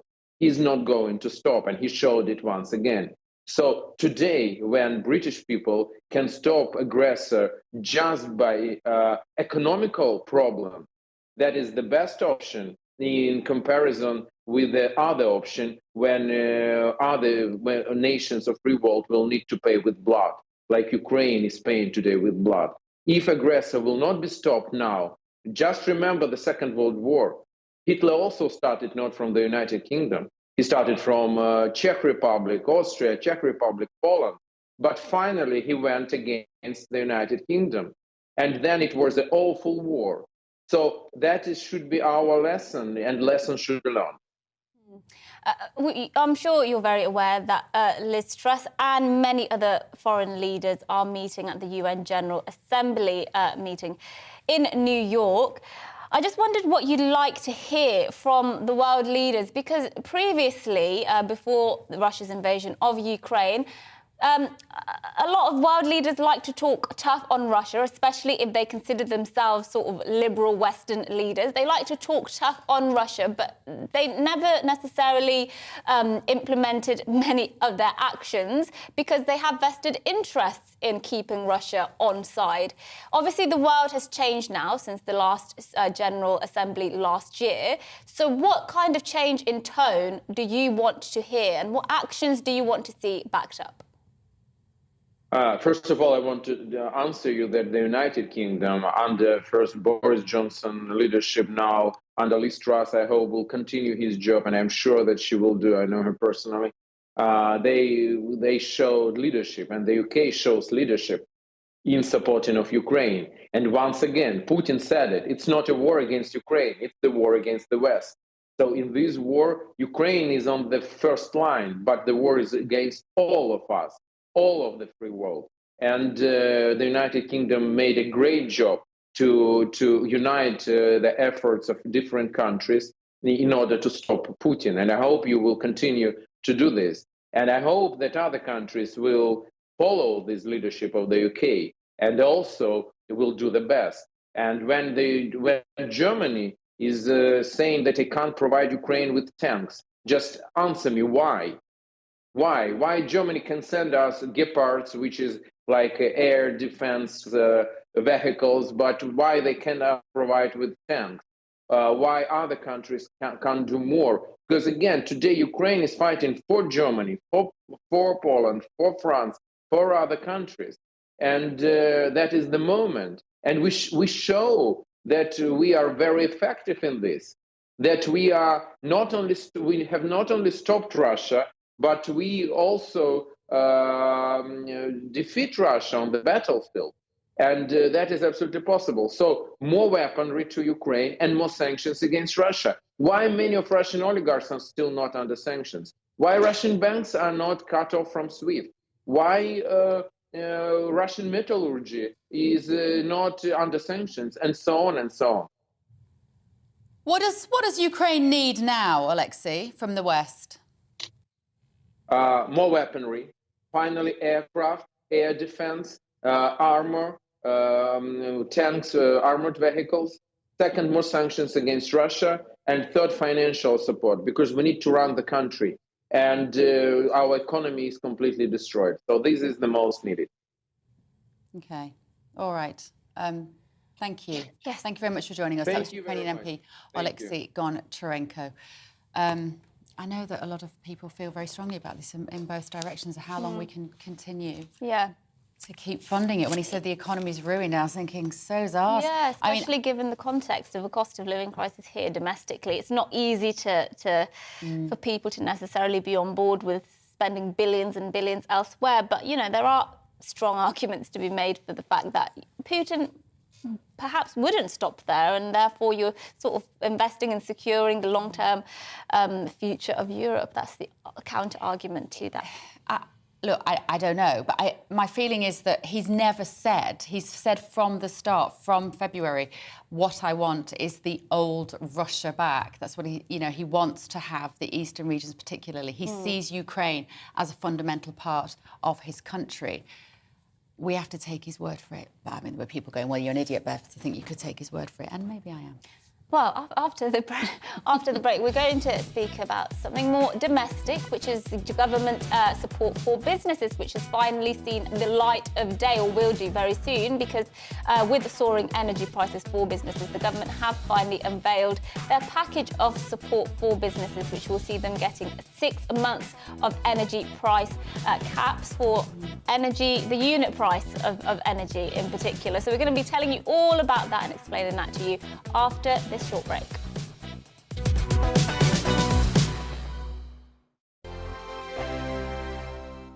We are GB News. And we'd like to say thank you To each and every one of you. for helping our great nation Find its voice. We're absolutely everywhere. Across England, Scotland, Wales and Northern Ireland. On TV, on radio and online. We're proud to be The People's Channel, Britain's news channel.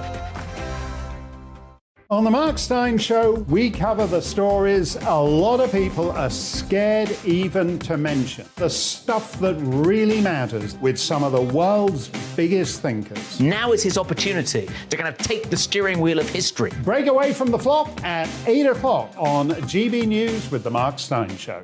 Hello, I'm Esther McVeigh. And I'm Philip Davis. Whether you're watching or listening on TV, online or on radio, we handpick the latest stories, debates and expert opinions for your weekend. So whether that's politics, news or showbiz, we've got it covered. Join us every Saturday morning at 10 o'clock on GB News. Join my show Farage, 7 p.m. till 8 p.m. Monday through Thursday, and there you will get opinion, analysis, debate, and I'll cover stories that nobody else dares to touch. You've been cancelled. Join the club. Oh, my goodness me. And then for the last 15 minutes, talking pints. We're over a drink. We have a civilised conversation with someone. We very often disagree, but we do it in a grown-up way. Come and join me on Farage. Hi there, it's Stephen and Anne. At breakfast from 6 a.m, you'll always be caught up with everything you need to know, the latest headlines, opinions and debates. We'll bring you the good news and the bad, but most of all, we're here for you. Remember, send in your views and let us know what you would like us to talk about. That's because we're your news channel. And every morning at 6 a.m, it's breakfast on GB News. I'm Dan Wootton. Join me Monday to Thursday from 9 to 11 for the feistiest and most fun news debate on TV, where free speech reigns. I'll bring you a sharp take on the day's biggest stories, bombshell newsmaker interviews, and A-list guests. And I guarantee you, no spin, no bias, no censorship, and no reason to go to bed. That's Dan Wootton Tonight, Monday to Thursdays from 9 on GB News.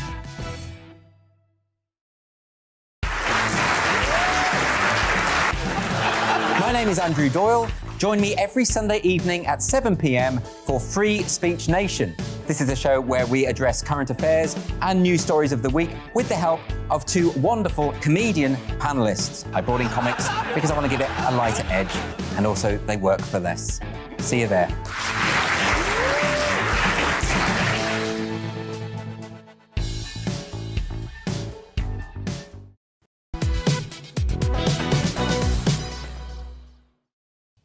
Good morning, it is 11:29 a.m. This is To The Point with Bev Turner and Mercy Muroki on GB News. We're live on your TV, online and radio this morning. Yes, we've got lots to talk about in the last half an hour of the show, but before we get into all of that, here's your latest headlines.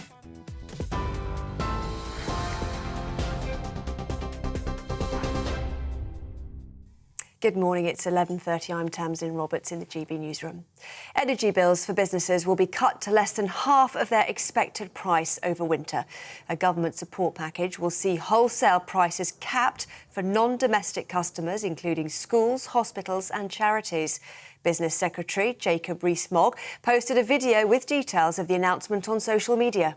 This discount will automatically be applied to energy bills and will last for an initial period of 6 months.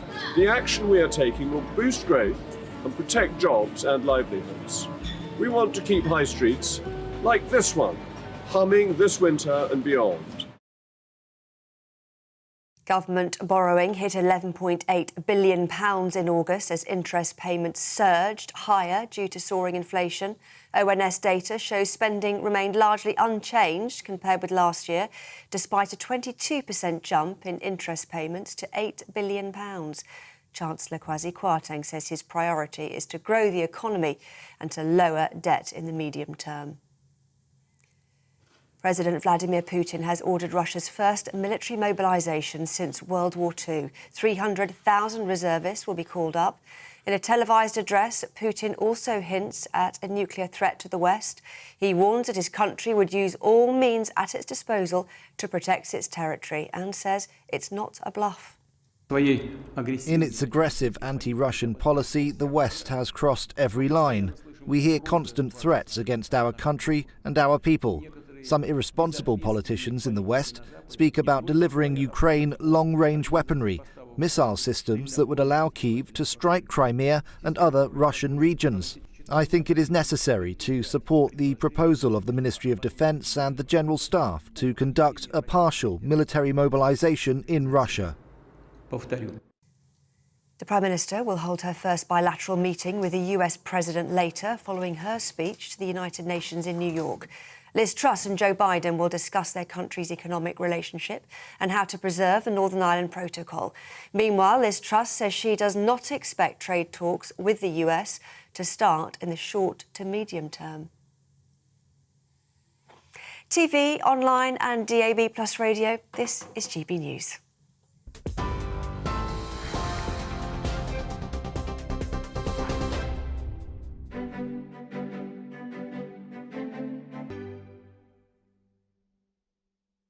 Here's a quick snapshot of today's markets. The pound will buy you $1.134 and €1.143. And the price of gold currently stands at £1,476.75 per ounce.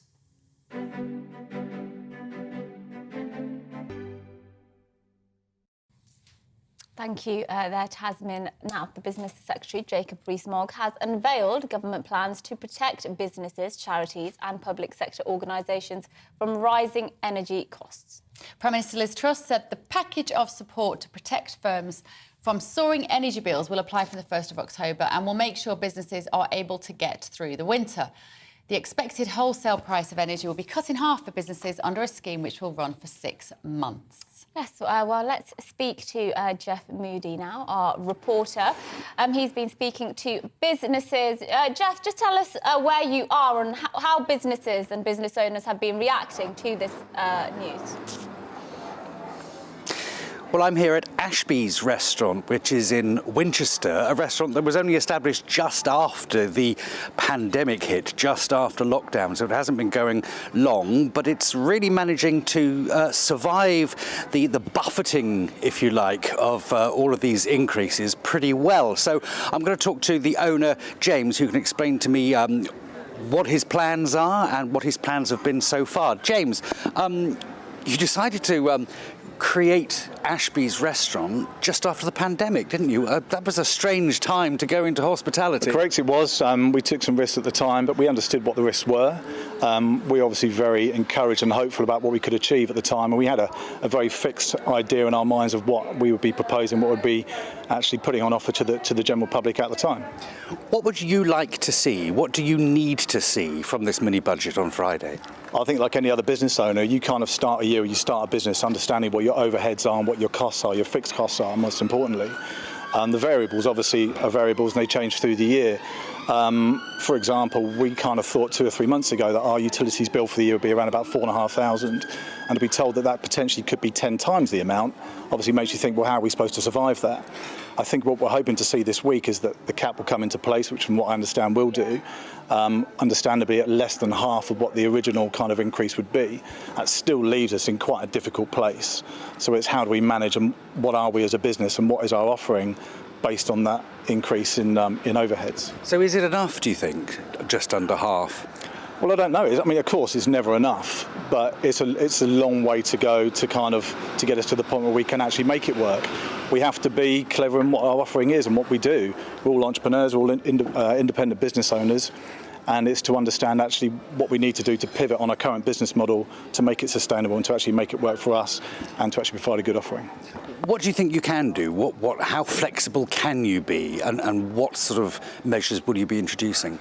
Well, we need to sweat the asset further, so I'll probably open longer. I'll do more hours myself. And the offering that we need to do needs to stretch way beyond our kind of regular 9 to 5. So we'll move into evenings. We have a big student population in Winchester as well. There's going to be lots of weird and wonderful things that we're going to do for the students. So we just kind of need to do more. But at the same time, we need to have one eye, obviously, on the fixed costs and the overheads and make sure that we don't kind of increase the running cost while we are obviously increasing our hours that we're opening for. OK, James, well, for now, thank you very much indeed. James has been talking to us about some of the measures that he can introduce to try and buffet those storms, but obviously we await the big announcement on Friday. Thank you, Jeff. Thank you down there in lovely Winchester. Winchester's often voted the best beautiful quality of life in the country if you want to go and live somewhere. Fantastic schools, fantastic state schools, and just lovely, lovely little town. But well done for everybody who's trying to work hard to keep these businesses afloat. It's not easy, is it? So you've been getting in touch with your views on that note. On that note, on the 4-day working week, we had our lovely young millennial who'd conducted a survey. I say that with a little bit of discriminatory prejudice there. Did you hear that? Who said that the majority of the businesses, 86% of the businesses in his research found that they wanted a 4-day working week. You don't think this is necessarily a good idea. Angie has said, this just goes to show how these workers are lazy and do not pull their weight.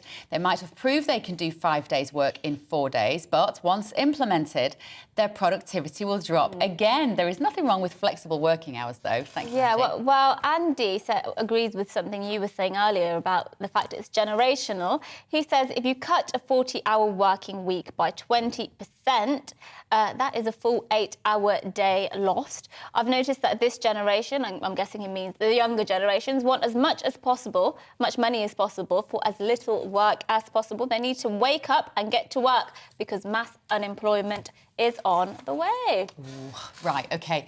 I think we're going to take a quick break now, aren't we? We'll see you in a minute.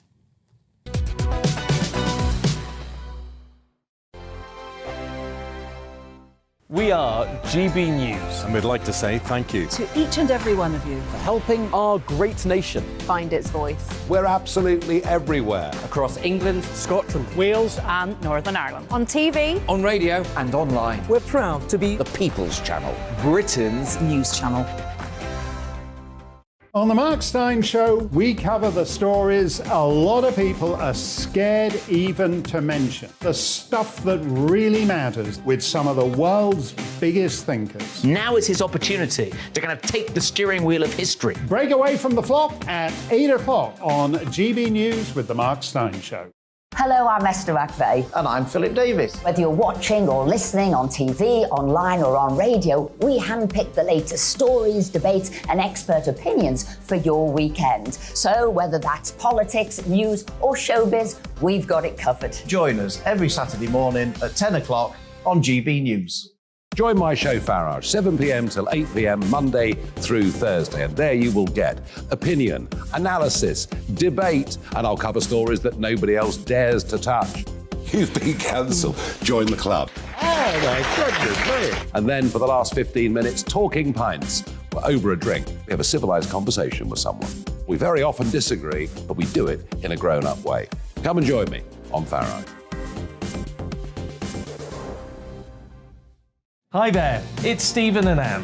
At breakfast from 6 a.m, you'll always be caught up with everything you need to know, the latest headlines, opinions and debates. We'll bring you the good news and the bad, but most of all, we're here for you. Remember, send in your views and let us know what you would like us to talk about. That's because we're your news channel. And every morning at 6 a.m, it's breakfast on GB News.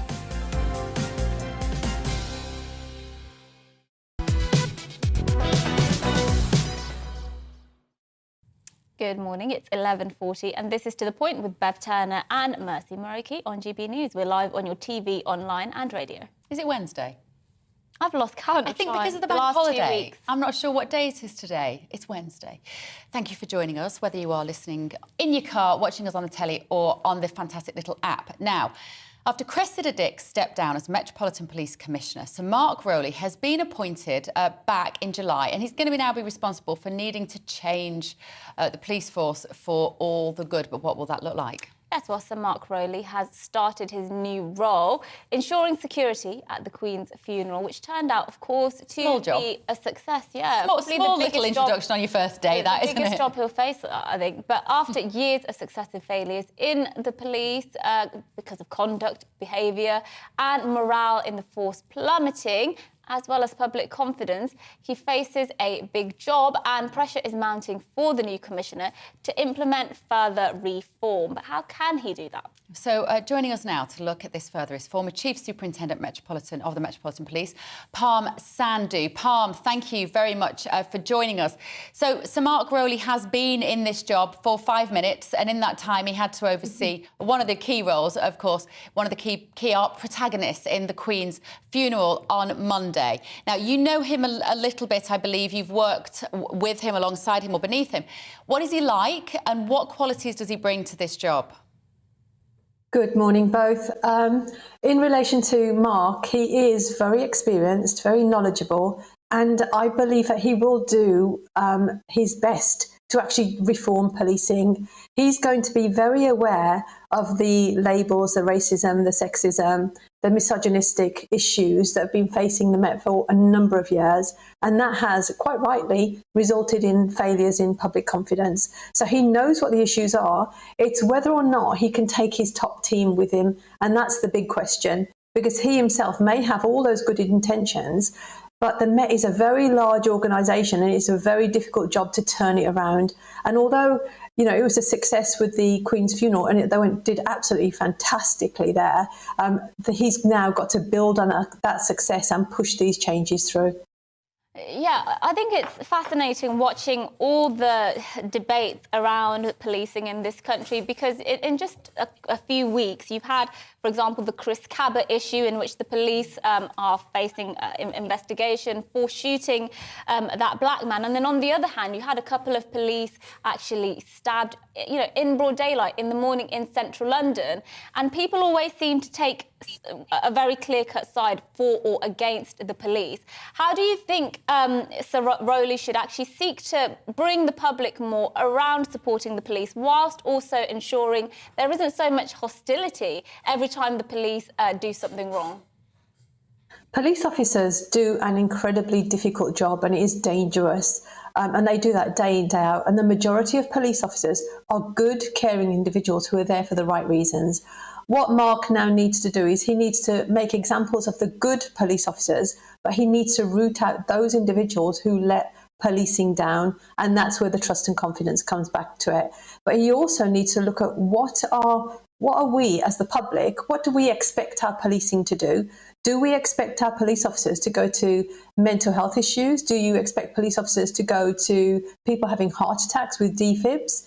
Do you expect them to go and unglue protesters? Because if that's what the public want, then that means there aren't enough police officers to go and actually deal with the burglaries, the thefts, the assaults. And that's where the balance and the reform comes in. It's realigning policing to what the public actually want and need, and looking at those extra activities and thinking, should police actually be doing this? Is he a bit of a fan? Is this right, that Mark Rowley is a bit of a fan of more localised policing?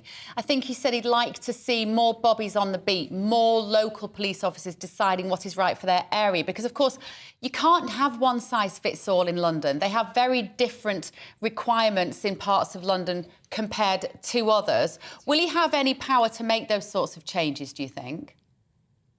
I think he's going to want to make those changes. It's whether or not there's enough money there to make those changes. Because back in 2018, they went from localised policing to super boroughs. So, 4 areas became one. So there were 32 borough commanders. That went down to 12. And that was because of finances. That was because of money. Now, if he's got the money, I think he would rather return to that localised policing, because you need local police officers who know what their local community want, need, and what their local issues are. And having super boroughs, that's stretching the resources really thinly just to make ends meet. Because what we've got to remember is that police numbers now are at their lowest that they've ever been in the past 12 years. And although there's a recruitment campaign for 20,000 police officers uplift across the country, they're nowhere near that figure. They aren't recruiting enough police officers to make up the numbers, to even replace police officers who are leaving. So there are big issues there. Richard Walton, who worked closely with Sir Mark as the Met's commander for counter-terrorism, made this quote about him before he was appointed, and he said, he's tougher than he looks. Now, that sounds like a backhanded compliment, if ever you've heard it. What do you think he meant by that, Palm? I'm pretty sure he meant it as a compliment, because I think people could quite easily be fooled by Sir Mark's demeanour, because he's very softly spoken. He's a really nice man, but he has got the ability to make that change. But it does go back to whether or not the top team will support him in making those changes. Well, look, Palm, thank you so much for joining us this morning. We will wait and see what his tenure as Met Police Chief will turn out like. A former Chief Superintendent of the Metropolitan Police there, Palm Sandhu.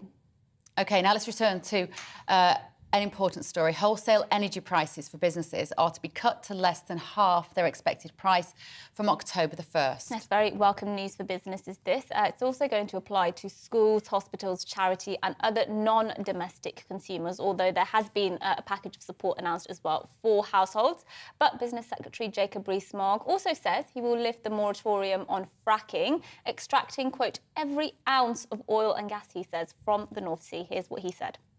We've announced the non-domestic support package, which means that the wholesale price for electricity will be £211 per megawatt, and for gas will be £75 per megawatt.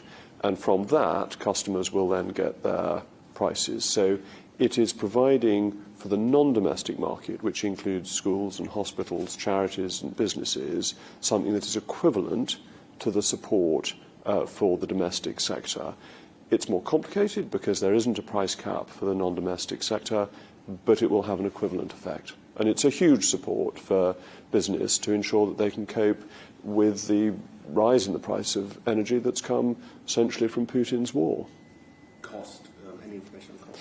But the difficulty with giving you a cost figure is that this will depend on where the price of energy goes over the winter, and that's very difficult to forecast. So I can't give you an absolute cost, but we are talking about many billions of pounds. Tens of billions. It will be into tens of billions, unquestionably. What we needed now, immediately, quickly, was something simple that would give people confidence through the winter.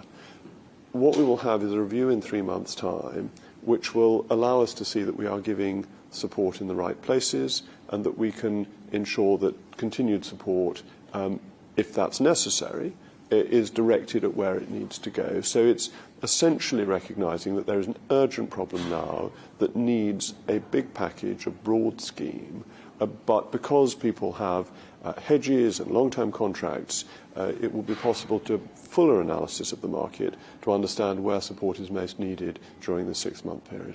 But we are going to have to support, and that's what we're announcing today, the state sector as well as the private sector. This is a fundamental increase in costs across the economy, and schools and hospitals and care homes are obviously going to be able to need to afford their energy in a year's time as well as today. I can't announce future schemes. It would be wrong to do so, and we need to make sure that we use this time to find out where the support is needed. But can businesses and public sector bodies afford the level of increase that there has been? Well, by and large, no, and that's why this scheme is being announced now. He's a very popular business minister, you know. He's going to be. Businesses do love him. I can't believe I'm agreeing with so much of what's coming out of his mouth. I agree with Jacob Rees-Mogg. I remember when I was at university, and he was a bit of an icon, weirdly. It really was. I know it sounds weird, but he had a massive fan club. Not necessarily at my university, just amongst, I guess, young conservatives. He was, it is weird, isn't it? But like a sex symbol. You mean like no, not like a dishy-rishy thing, but more of a, I don't know. He just had a fangirl and fanboy club. Really. I always thought he was an idiot. He looks like a caricature. Add it to the list of people. We've got an etiquette expert in the studio with us, ladies and gentlemen, which we're going to come to in a moment. I can see Liz Brewer looking, thinking, Beverly Turner, that was an incredibly rude thing to say about somebody. So I'm going to sit up straight as we move on to a news story.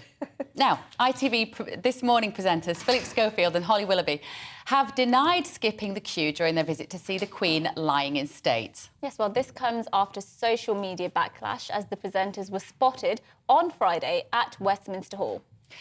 I see social media, not just social media, the mainstream media have really gone for them. They were making comparisons about these two versus David Beckham, and also ITV presenter Susanna Reid, who queued along with the public for hours. But Holly and Phil said the reason they went straight to Westminster Hall rather than queuing up is because they were working on a report. Liz Brewer, lovely to see you. They're right, aren't they? They were working there and therefore they didn't have to queue. I don't know. I don't know what the facts are. If they were working and they had permission, fair enough. But until we know whether that's true or not, no, you can't queue barge. You know, you queue barge at your peril because the British people don't accept it. And there are ways and means, if necessary, to beat the queue in a proper way. So people don't start sort of yelling and screaming and But what do you think, Mercy? is Do you think they jumped the line, as the Americans would say? What I think is that I'm sure if they're saying they were working on a report, then I'm sure that's true. But surely they did also take advantage of the fact they were working too. You know, so I think that you could put a pass on and go to that particular press entrance. And it appears, the only pictures I've seen, were them following that route. And the fact that they were let in, perhaps there were, reasons, but... What is it about queuing that is such a distinctly British, pastime, so to speak? Because lots of people feel very strongly. Jacqueline here says, I've signed a petition for Holly Willoughby to be sacked for jumping the queue. People feel very strongly about this. The Brits are literally born to queue. They like to queue. And queuing is an art. There are certain do's and don'ts. You're queuing and you decide you've got 5 friends in the background, even if they're children, and you're in the queue, and then you get to the front and that crowd comes and joins you. That is a no-no. You can't do that. Because there are people who have been queuing for hours. One thing I'll say about the queuing that we've experienced the last 4 or 5 days, why the Brits love it in those circumstances is because we are slightly reserved. It is a way we have a common interest of actually merging with other people and making friends. And we Brits need and want any excuse we can to be able to do that. What do you do, Liz, if you're in the queue for something and somebody jumps in front of you? Do you politely say, oi, sling your hook, back of the queue? You can, but everybody else will as well. If you're going to leave the queue, the other thing is you can't leave the queue, tap on the person in front, because they won't know if you come back, but you have to graciously turn to the person behind and say, look, I have to leave the queue for a few minutes. I'll be back. That's perfectly okay. Can you just settle this one for us very finally? When you're at a supermarket, right, tell us about this etiquette, because I've never known what's right or wrong in this situation. And everybody in front of you has got, you know, basket loads of items, trolley full of items, and you've only got a couple of items to buy. Is it appropriate in that circumstance to say, can I just, you know, skip ahead of you guys? Absolutely. Or is it queue? No, absolutely. You're appealing to the goodness of that person or the tiller.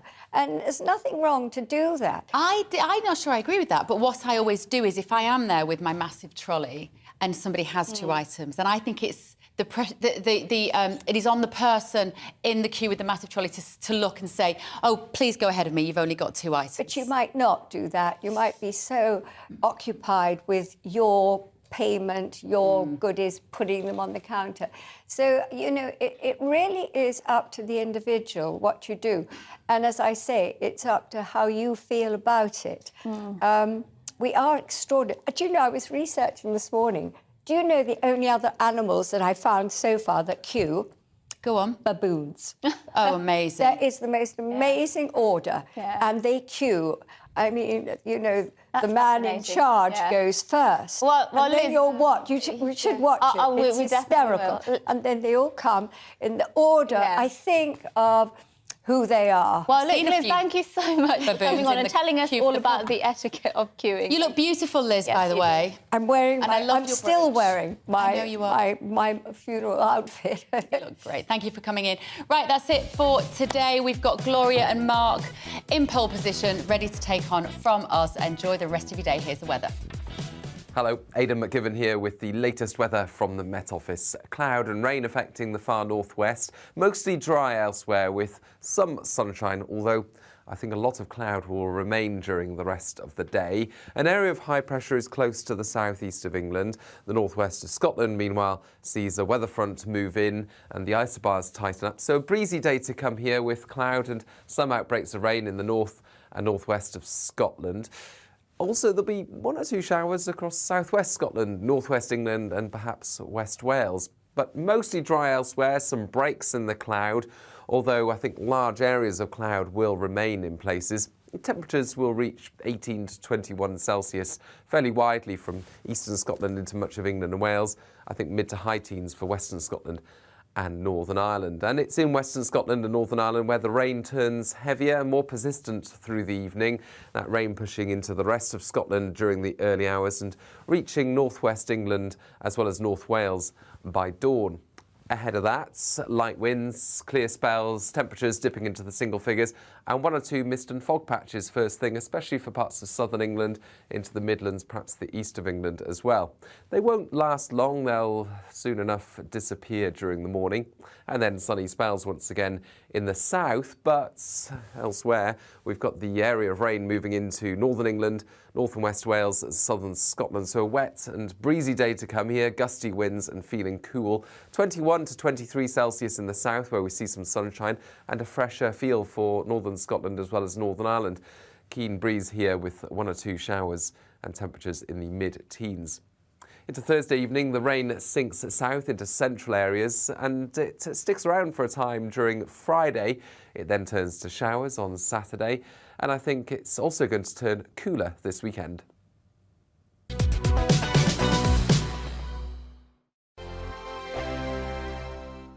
We are GB News. And we'd like to say thank you To each and every one of you. for helping our great nation Find its voice. We're absolutely everywhere. Across England, Scotland, Wales, and Northern Ireland. On TV, on radio, and online. we're proud to be The People's Channel. Britain's news channel.